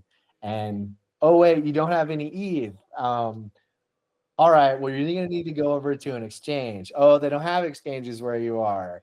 Okay. And so by this time, the number of people that maybe you've told that story to that actually end up doing something is getting smaller and smaller and smaller and smaller. So Smart Wallet actually solves this problem. And so I've pulled up smartwallet.dev. This is more of a technical site that you can also bookmark, but it's already integrated into on-chain kit. So you're going to have Smart Wallet as part of your app just by using on-chain kit. And so what Smart Wallet does is you actually don't have to go download an app. You don't have to go install an extension. It uses the pass keys on your phone, your tablet, your laptop to automatically create that wallet for you. So no extension, no installation needed. In addition to that, it's also got capability of what we call a token paymaster. And so that also solves that problem when I was giving that, example of hey, we've all told people you need to go over here and install this. Oh, you don't have any ETH to pay transaction fees. You got to use an exchange. A paymaster actually lets you set up your app so that transaction fee gets paid for them. And so the reason that's really important is because for most of the world, all of us using things online, we've all gone through this whole like try before you buy, like being able to sign up for something and use it to determine if it's something you want to pay for. Up until just really the last 6 months, that wasn't ever even possible in crypto. And so with paymasters, you can do that. And so smartwallet.dev, save this website too. Getting back to what I was saying though, that's already part of on-chain kit. And so if you're getting started hacking on something, I highly recommend once you go to onchainkit.xyz, checking out the docs here, spending maybe about half an hour reading through things just to get a high level grasp of like, okay, what's happening. Once you've done that, it takes a little bit to kind of start to register. For me, I really like going in and starting to pull things apart. And so I recommend going in and clicking that template link right here, and then going straight to our repo where you can see a working version of just a demo site using on-chain kit. And so this is all completely open source. Smart Wallet's open source. It's also self-custodial. So like there's nothing centralized about it. So this is a great way for you to go in and start saying, oh, I really like this part of on-chain kit. I want to pull that out and use it in my app, or I like all of it, but I don't understand how it works. Go in here to like the template. You can start to reverse engineer some of it. Again, being able to do that compared to people that don't have access to that don't have access to on-chain kit, just because they don't know about it, is going to give you like a 5x, 10x advantage building against a competitor. Really just, your time is really valuable focusing on actually like implementing your idea and building that community around it, which is the most important part. On-chain kit's going to save you a lot of time there. So the last thing here that I was just going to touch on, we've been through base.org, just high-level overview. Checked out the base.org/ecosystem page for checking out what are some of the apps there that are already out there to kind of give you some ideas. Docs.base.org, on-chain kit, smart wallet is this base.org/build page. And so this is one page that you can save, you can bookmark it. That's going to just have everything you need from here all in one place to be on this weekend, get super connected in the base ecosystem, from base names, which I talked about for on-chain kit, setting that up so that you have your own, so you can transact without having to share like your address. You just give people your base name. Also office hours. How do you get connected in the community? You've built something this weekend, you're already working on something now. How do you get more users for it?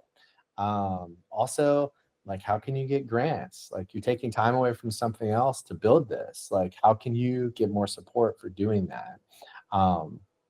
Base.org/build is a great place to just spend time each week thinking about, okay, I'm going to take a step back. I'll build a little bit more. Now, what can I do next to continue to polish this and make it better? So, yeah, that's it in a nutshell. I really appreciate you all sharing your time to be here in this workshop. I really wish that I could be there with you all today.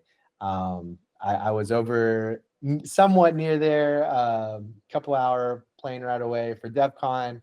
But I really hope that next year we'll get to be there too with you. So if you all have questions beyond this, you want to connect, there's some links on the space.org/build page, also the community link, the socials link at the top of base.org, and most importantly, the Telegram that we have set up for ETHIndia. So we have a specific channel, base channel there, where you can ask questions. I'll be in there. Other team members will be in there, just trying to help support you all this weekend and beyond. So, yeah, that said, thanks again. And thanks, friends.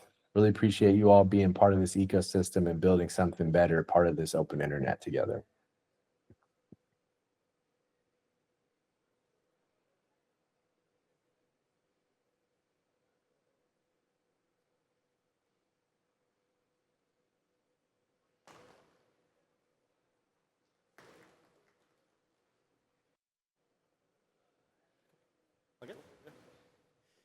Hey guys, really excited to talk to you today. My name is Naimel Dalal. I lead the Coinbase Developer Platform team. Really excited to be back in Bangalore. I used to work in Koramangala, and it's really amazing to get the builder energy in India, especially in Bangalore. So really excited. Our expectation is to help you ship something in just a few minutes over the course of this talk. So thanks for hanging out with us. Really quickly, I'll just talk a little bit about Coinbase Developer Platform. So we work very closely with the Base team, but we are a developer platform for anyone. Our vision is to bring 1 million developers on chain, building for 1 billion people. India is ground zero for that. We're super excited to be able to have you as builders on our platform. One of the biggest challenges building on chain today is it's pretty painful and difficult. If you're used to tooling, there's a lot of other tooling in Web 2 development that doesn't exist on chain yet. And our vision is to make it super simple to build those on-chain apps. But I think there's one other issue, is that I was in Mumbai talking to my kaki, and she was trying to invest on chain. And this was the hardest experience for her to explain to her wallets how they worked. And eventually, she lost the funds that she had in her crypto wallet. And so this is another example where we have to make it simple for our users to be able to use it. That's one job for our developer platform, to build tools that you can put in front of your users that can make funding a wallet super easy, as an example. But it's also like the ask I have to everyone here is that we're looking for people who can improve the on-chain experience. And you heard from Samya earlier of just how critical it is to bring people who are not super tech savvy on-chain. It's gonna be super really valuable for the things that you're building today, this weekend, hopefully, and hopefully in your career on-chain. We're not gonna stop until we bring the world on-chain. There are a lot of different tools that we offer. One of the most powerful and critical primitives is the wallet. And so we have the ability to have both the API to programmatically provision these wallets. We have an on-ramp that's available. We have a paymaster that allows you to abstract away gas fees. We ultimately want to kill the idea of a gas fee for users. Imagine for a second if every time you watch, stream Netflix, for example, you paid per byte in rupees. No one would be using Netflix. And that's the version of the on-chain experience that we have today. Our stack is pretty simple. We have a backend SDK, CDP SDK. We have a front end, which you've already heard about from Will, and the base team, which is on-chain kit. It abstracts away a ton of different things that we offer, everything from on-chain verifications, data APIs like webhooks that you can access, wallet APIs to spin up wallets, staking even, stablecoins and unwrapping funds, and payments, mass payments to tens of thousands or millions of people. With that, I'm going to turn it over to Kevin on our team. He's going to help you launch AgentKit, which is a way to hook up a wallet to an AI agent in a matter of minutes. Kevin, over to you. Cool. Hello, everyone. It's great to see you all here in Bangalore. Today, we're going to talk about AgentKit. AgentKit enables language models like those from OpenAI, Anthropic, and xAI to easily do external function calls to the Coinbase SDK, to our tools. So your agents can now have on-chain superpowers. They can have their own wallet. They can do transactions on-chain, and they can leverage kind of the rich suite of Coinbase tools and plug into the LangChain ecosystem. So the goal here today is to actually do a workshop. If you want to pull out your laptop, by the end of this talk, within 10 minutes, you'll have a working agent that's live, that's usable, and that you can share on social. It's going to be very easy to set it up, and it's not going to require a credit card or anything. You'll just need to copy some API keys. So if you'd like, go ahead and open your laptop, and we can get started. So first, why would you build with AgentKit? The reason to do that is to unlock new agentic capabilities. I think a lot of people in the room here share the common belief that the language model is actually a new interface for users to interact with applications. And so by building with AgentKit, you're kind of at the ground floor of that intersection between crypto and AI. I like to think of these as kind of two massive waves, and when two waves hit each other, they form a nice big crest, and that's what we're here to enable new business models to help you drive new growth and to lead the market using the Coinbase toolset. So we have a lot of really cool agent ecosystem examples before we get started the workshop. If you have the chance, check out AutoCo, Venice AI, Hey Elza. These are all examples of tools in the wild that have thousands, if not hundreds of thousands of users that are leveraging the AgentKit toolset to solve problems for users. And we think developer experience is king, so we're going to use Replit to pre-configure the developer environment today. So all you need to do is create a Coinbase developer platform account, add the API keys, and we'll get that agent up and running in just minutes. So if you have a laptop, go ahead and open it up. We'll get started. So the first thing we'll do is we'll open up the AgentKit REPL. You can scan this QR code that's on the screen. If you want, you can actually do this from mobile. Might be a little more crazy, but you can actually do this whole thing from mobile. I've done it. Do recommend using the laptop though, so you can navigate to this tinyurl.com/agentkit-cb, and that'll take you to the template page. So once you get to this template page, what you're going to do is just quickly fork it. So you're going to go ahead and click fork when you get to the template page. And what that's going to do, it's going to pre-configure a developer environment for you. It's going to pre-cache the AgentKit package so that you don't need to install anything. You don't need to set up, in this case, a TypeScript environment. All of it's set up for you. We'll just add the API keys and get started. So I'll give everyone a second here just to go back. Here's that link again to get access to this template. The stack that we're using today is going to use xAI. So we have on our Replit profile, we have a Python example that you can use if you're a Python developer. We have a TypeScript example that you can use if you prefer to code in TypeScript, which is what we'll be doing today. And we have examples with OpenAI, but today we're going to use XAI instead of OpenAI because OpenAI enables developers to build without having to add a credit card. So if you just create an XAI account, you'll get $25 in free credits, and you can validate this agent without having to put a credit card down. So let's go ahead and add to the next step here. We're going to add the API keys. To get started with the API keys, we have two different QR codes here. We have the CDP portal and the XAI portal. So I'm going to give everyone some time here to get set up. The first thing you'll do is navigate to the CDP portal, log in with your Coinbase account, and create an API key. This should only take a second to do. And if you don't feel like scanning a QR code, just Google Coinbase Developer Platform. It'll redirect you to the platform login page, and you'll be able to create API keys from that portal. So I'm going to go ahead and pause, let everyone get set up. And if you have questions, please feel free to raise your hand. We have a couple people from Coinbase here in the crowd, and they'll be able to help you get set up. So just go ahead, log in to the Coinbase portal, create an API key, and then do the same for XAI. So again, XAI will give you $25 in free credits without having to put in a credit card. So just scan that QR code, create the XAI API key, and we're going to go ahead and add that to the secrets tab here in Replit. So I have a looping GIF here. This example is actually showing OpenAI, but it's the same for XAI. You're just going to grab that API key, you're going to copy it, and you're going to paste it. When adding the Coinbase API key, we're going to go into this portal here. We're going to create a new API key. These keys have since been revoked. But we're going to open up the edit as JSON option for our secret. And that's going to work best for the formatting of the Coinbase API key, which has some kind of interesting new line tags inside of the key. So we're going to make sure we're editing that API key. We're going to insert it as JSON instead of directly into the secrets editor. So go ahead and try that if you have the chance. If you've created the Coinbase account, you've forked the REPL, go ahead and add that API key. And again, the goal here is really to enable you to build an agent in under 10 minutes.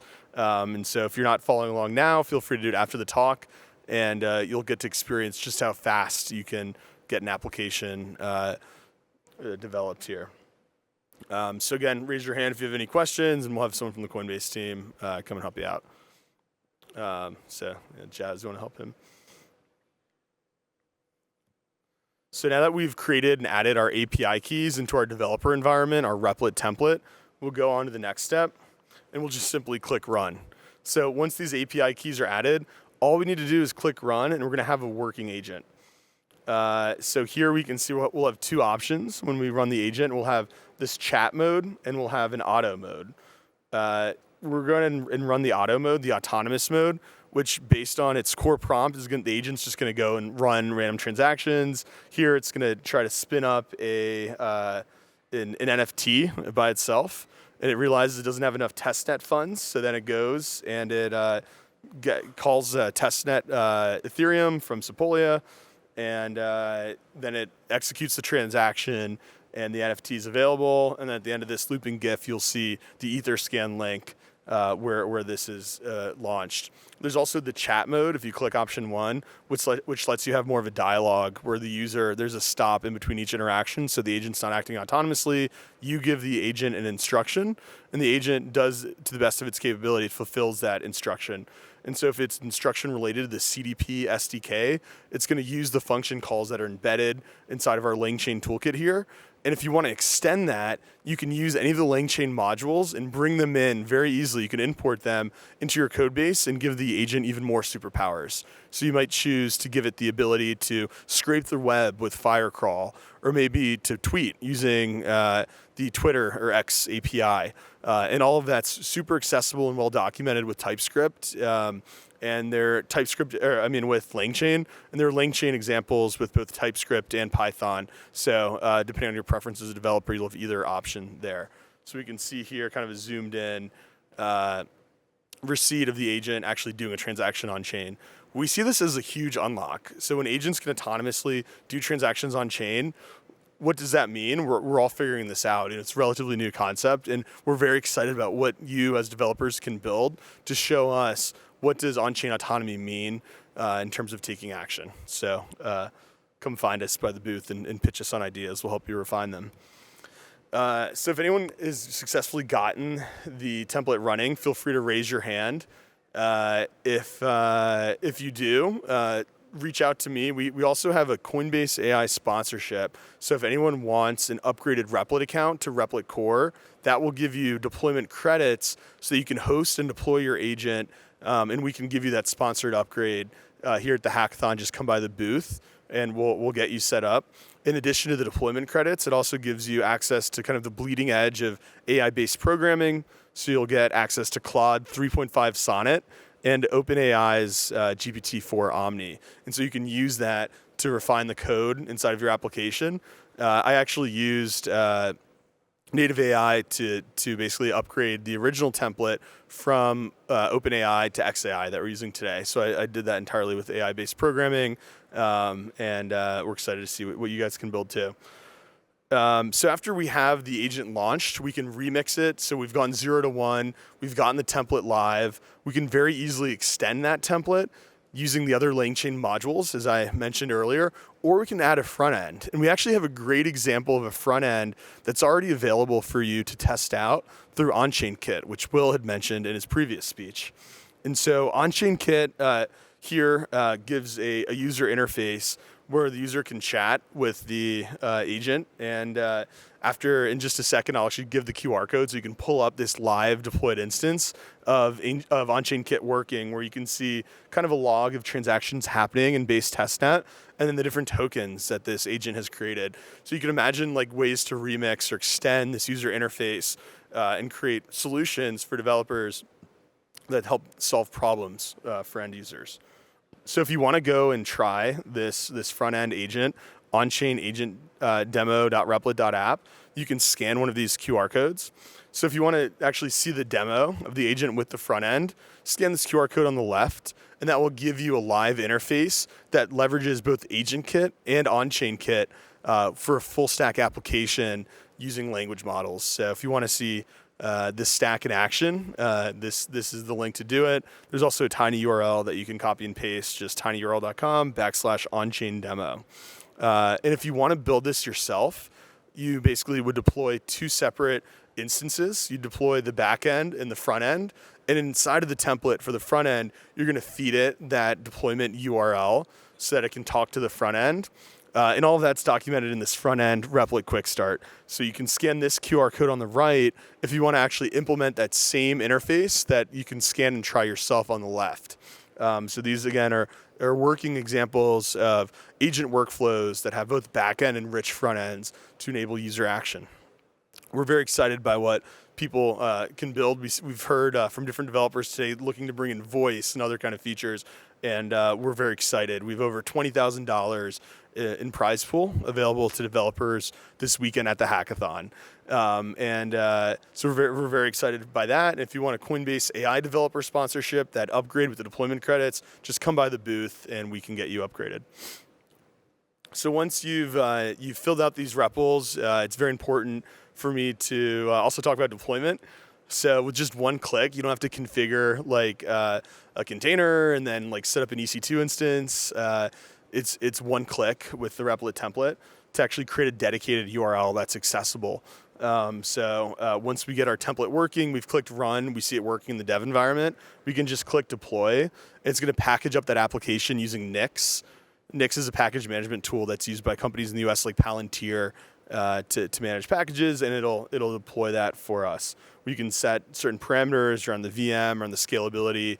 We can either use a serverless backend or dedicated VM, and it's all going to be running on GCP here through Replit in just a click. And so we see a lot of really kind of exciting feedback around Agent Kit in the wild. Some of these influencers you may recognize if you're on X, but people have been building applications since we launched Agent Kit, which was really about a month and a half ago. And we've just been astounded to see the progress over time there. And so we also recommend that if you build an application, you build a demo, and you submit a hackathon submission, try to record a video, try to get a deployed app, and tweet about it on social.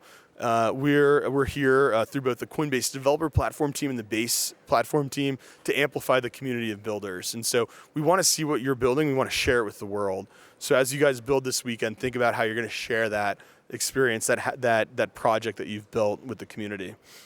A couple more slides here. Just a broader trend, right? From I think a Forrester study.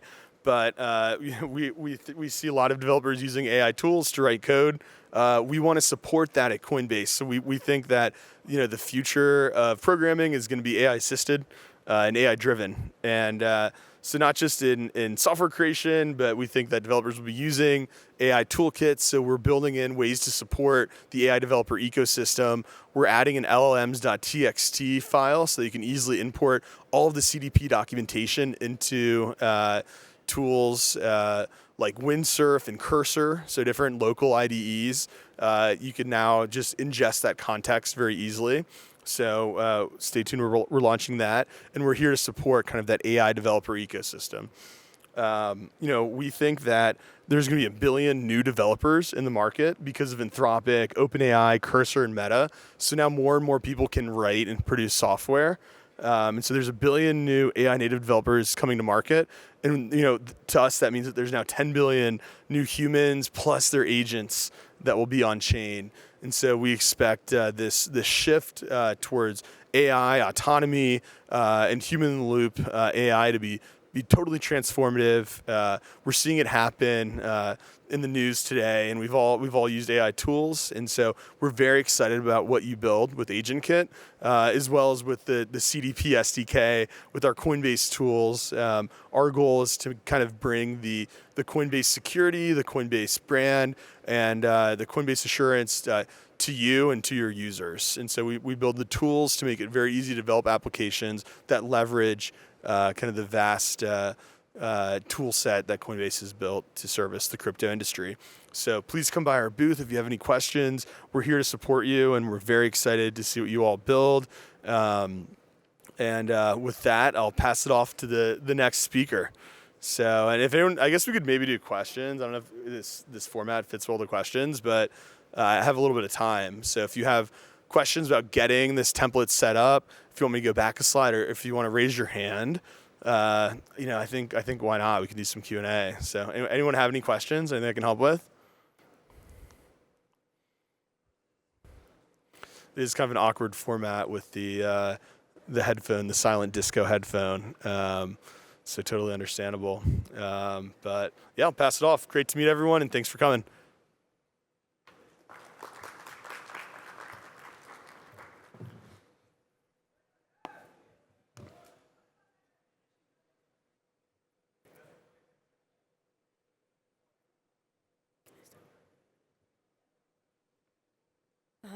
GM hackers.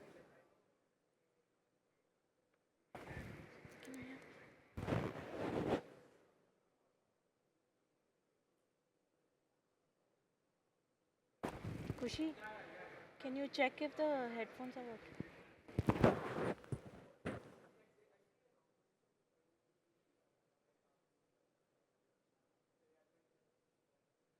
GM hackers.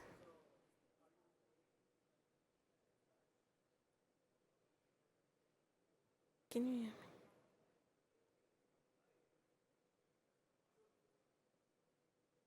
Can you hear me? GM hackers.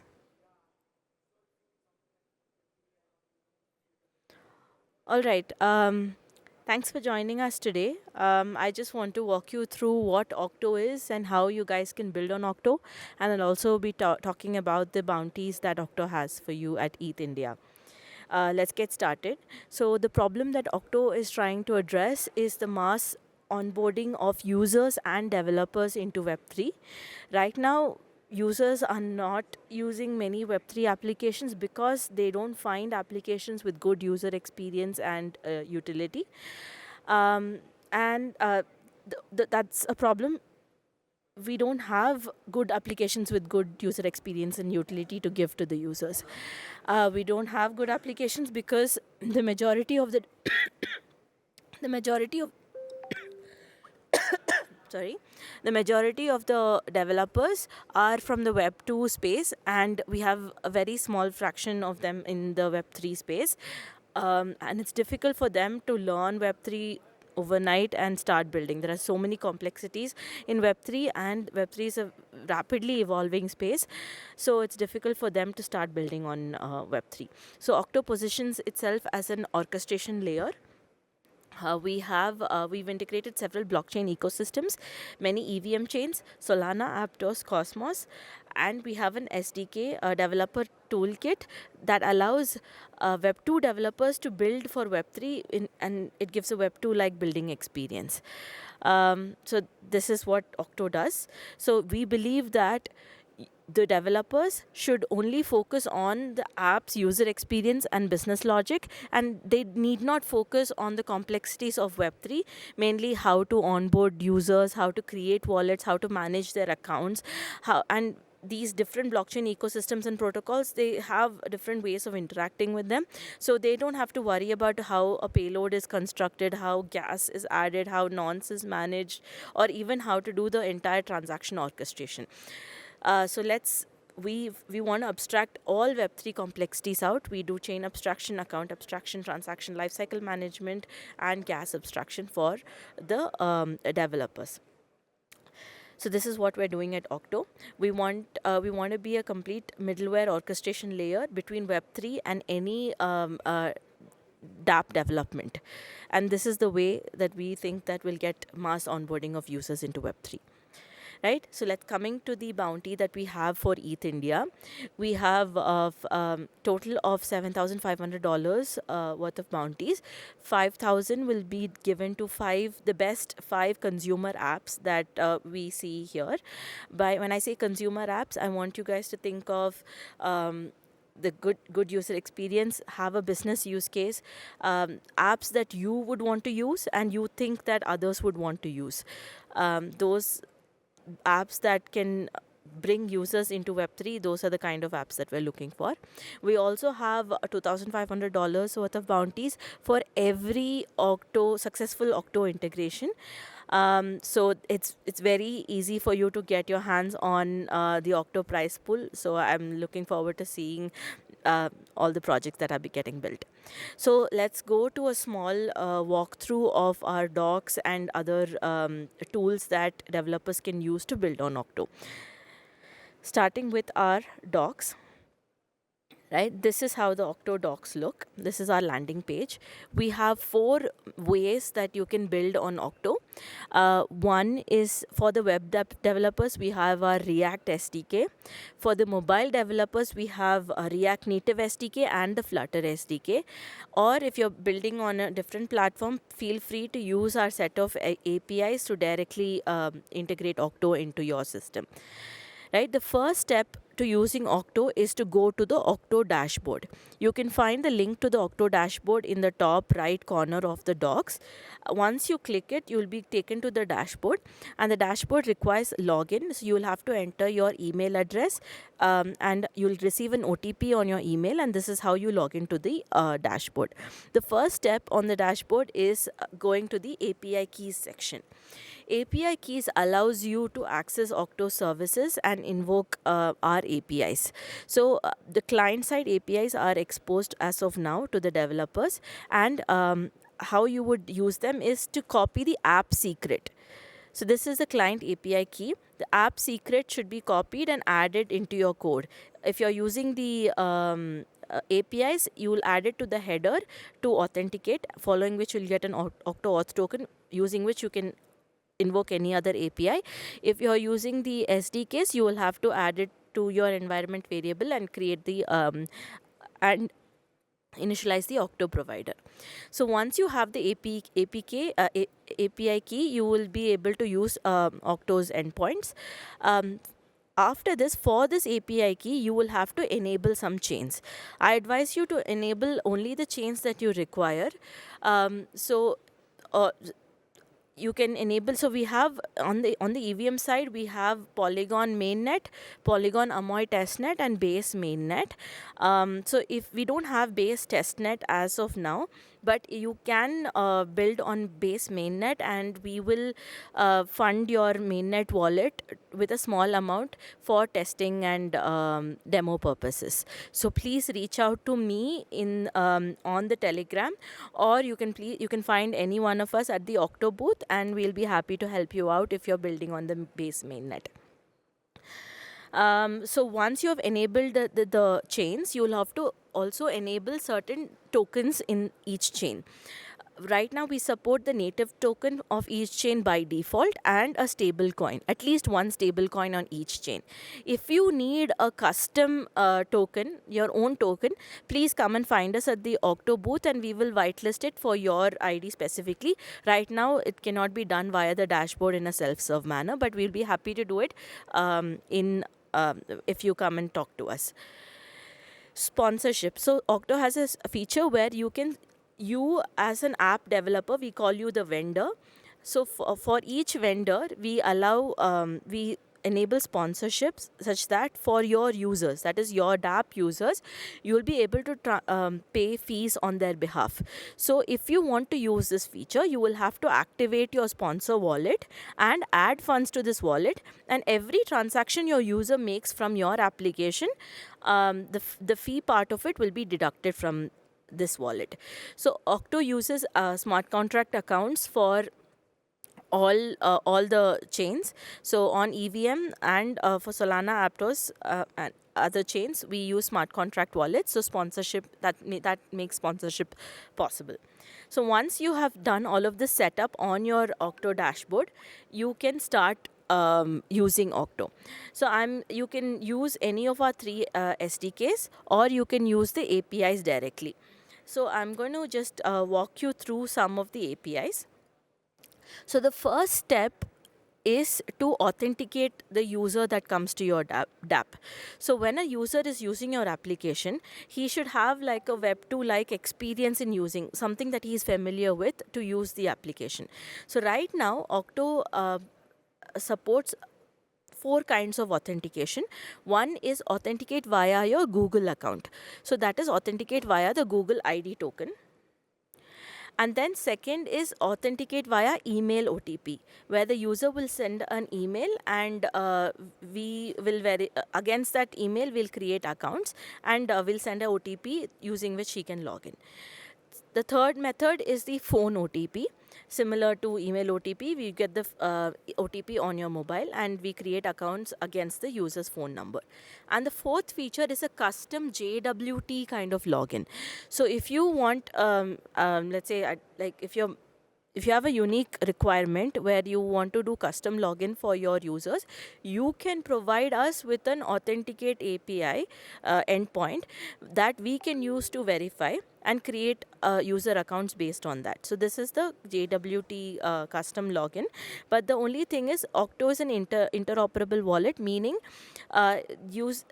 any user that uses your application, and if he uses another application also that has also integrated Octo, the wallet will be common. So the assets are interoperable. But in case of JWT login, it is closed loop. That means a user logged in via JWT will have wallets only created in that environment. So if you want to learn more about JWT, please come to our booth, and we can explain it to you. So once the authentication has happened, so let me show you Google Auth. So once the authentication has happened, you will get a response with the auth token. So this is the crucial component using which you can invoke any other feature of our Octo platform. So using this auth token is created as an amalgamation of 2 things. One is the user's way of entering the system. It can be the Google Gmail account, or it could be the phone, or it could be the email. And the second part is the API key that you have copied from the dashboard. So the auth token is unique for these 2. They both of them act like a combined private key, you can say. So this using this auth token, you can perform actions on behalf of your user. So basically, you as the vendor will have custody over your users, and you can invoke transactions on their behalf. So so once you have the auth token, you can invoke any other API. For the first time users, you will have to initially create the wallet for the users. So once you call the create wallet post call, for all the chains that you've enabled on your dashboard, a wallet will be created, right? So let's say the person has only enabled base, then the base wallet is created. So now this is the other than the authenticate APIs, all the other APIs will only take the auth token in the header. And yeah, you can just check out this docs for all the types of responses that you get. So you have to create the wallet for the first time if the user is logging in, but in subsequent times, you can just fetch the wallet using our get call. You can also fetch the user details. You can get the supported networks and tokens. These are the networks and tokens that you have enabled on your dashboard. And all of these have a mirror in the SDK. So there are similar functions in the SDKs that you can call, but I'm just walking you through the APIs. Get portfolio will fetch the balance of every enabled token on every enabled chain for that particular user. So this is the get portfolio API. Now I want to talk about three very cool intent-based APIs that we have. We have one API to transfer tokens, one API to transfer NFTs, and one API to invoke any smart contract on any of the supported chains. So the transfer token is a single API call that will where you just have to specify the network name, the token address. If it is native token, you can leave it blank, the quantity of the tokens that you're transferring, and the recipient address. And regardless of which chain you're invoking this, and as long as the user has sufficient balance to execute this transfer, the transfer will take place. So now if you invoke the transfer token call, you will get a response with an order ID. Now this order ID doesn't mean that the transaction is successful on chain. It just means that the transaction is successfully submitted on Octo. Now Octo is it's an orchestration chain layer, so it is executing it figures out what needs to be done and executes the transaction, maybe one or multiple transactions in sequence, right? And finally, when the entire transaction is successful, is the time when you get a successful is the time when the order is successful. So using this order ID, you will have to then go and get the status of that order using the get order history call. So you pass the order ID here, and you will get a response like this. Only when the status is success and you have a non-null transaction hash, it means that the transaction is successful on chain. Right. So to know what are the different status and the life cycle, you can actually go to our advanced developer helper tools, where we have other tools also that you guys can use. You can actually go to this advanced technical reference and go to the status, where we've listed out what are all the different statuses possible, and you can plan your logic accordingly. Yeah, coming back to the API reference. So similarly, we have calls for transfer NFT and raw transaction execute. So raw transaction execute is of two types. One is to write to the chain, and one is to read from chain. So to read contract data, you use the read contract API, and to execute write on-chain data, you use the execute raw transaction call. So now in the execute raw transaction call, we have two parameters, network name and transaction. And transaction is actually a dynamic object based on the chain that you're interacting with. Excuse me. In case of an EVM chain that is Polygon base, the transaction object will only consist of from, to, data and value. And data is the ABI encoded hex value of the contract that you're invoking. And if it is a Solana or Aptos chain, then the transaction object will be for that chain. For example, in Solana, it will be instructions and signers. And in Aptos, you will have function arguments, type arguments, and function name. So this is a dynamic object. And each of them have their own order history. So for example, in NFT, if you're doing transfer NFT, you have to use the transfer NFT order details API to check the status of the order. In case of execute raw transaction, you should use a get raw transaction status call to get the order details. Just quickly walking we have a showcase page where we have a lot of community built applications. You can check out, they're all hosted, and you have the GitHub repo. These applications are not maintained by us, they're built as hackathon projects and by the community. So this is a good place for you to see what other people have built and get some ideas. We also have a page for hack ideas, you can also check it out. We have in our advanced helper tools, if you're using raw transaction execute, we have an ABI encoder. So where you just have to enter the ABI, the contract address, function name, and parameters. And we will give you the data field of the transaction object, which is the hex encoded ABI encoded hex format that you have to pass in the data field. You can do a search. This is our Discord, so you can go to our Discord and post any questions. We're also active on the Telegram chat. We're also there in the booth, so please come to us for any doubts. You can also check all that I'm showing you. All the SDKs is open sourced, so please, if you need to go check it out for any reason, please do. Yes, and that's pretty much it. But I wanted to also show you a simple demo. This is a React application that is built using the Octo SDK. So let me just show you a small demo. So you have a Google sign-in option. So I'm just going to sign in here. So a vendor so this app is let's say I'm building the app. I've entered my vendor ID here, and anyone can log into this app and they'll become the users of this app. So once logged in, I've already created my account. Otherwise, you would have had to call the create wallet function. You can see the user details. You can view wallets. So I have enabled all of these chains. So I'm getting an address for all of these wallets. I can also view my portfolio. So this for every chain, for every token that I have enabled, the balance. If it's a non-zero balance, it will be part of this response. So I have a total of 8 tokens in my account, in my Octo embedded wallet. So we call this our embedded wallet. I'll show you a simple demo of the transfer token. So let's say I want to do token transfer on base, and I will transfer, what do I have on base? Yes, I have USDC on base. So I'm going to transfer USDC on base. I'll just copy the token address.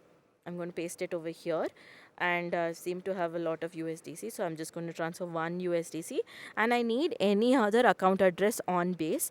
I'm just going to use one of my other accounts. I've already copied it here. Yeah, so pasting my other account, and I have called the transfer token call, and I got the order ID. As I said, the order ID is not does not indicate that it is successful on chain. I'll copy the order ID and invoke the check order status call. Let's check the status. So it is in running state. So that means it's submitted on Octo, and Octo has submitted it on the chain, and we're waiting for confirmation on the chain. So that's why we don't have a transaction hash here. So you need to invoke this get order status continuously till you get the status as successful. Let me stick. Yeah, so now it is successful and the transaction hash is here. So let's just quickly check on the Explorer.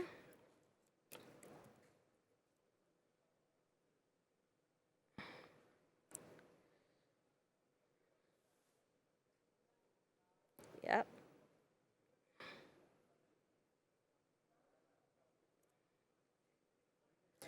Right, 45 seconds ago, this transaction was successfully executed via your Octo embedded wallet on chain. with a completely Web 2-like experience. The user just logged in with his Google and he just entered a bunch of parameters, and you were able to do an on-chain transaction with Octo. Thank you.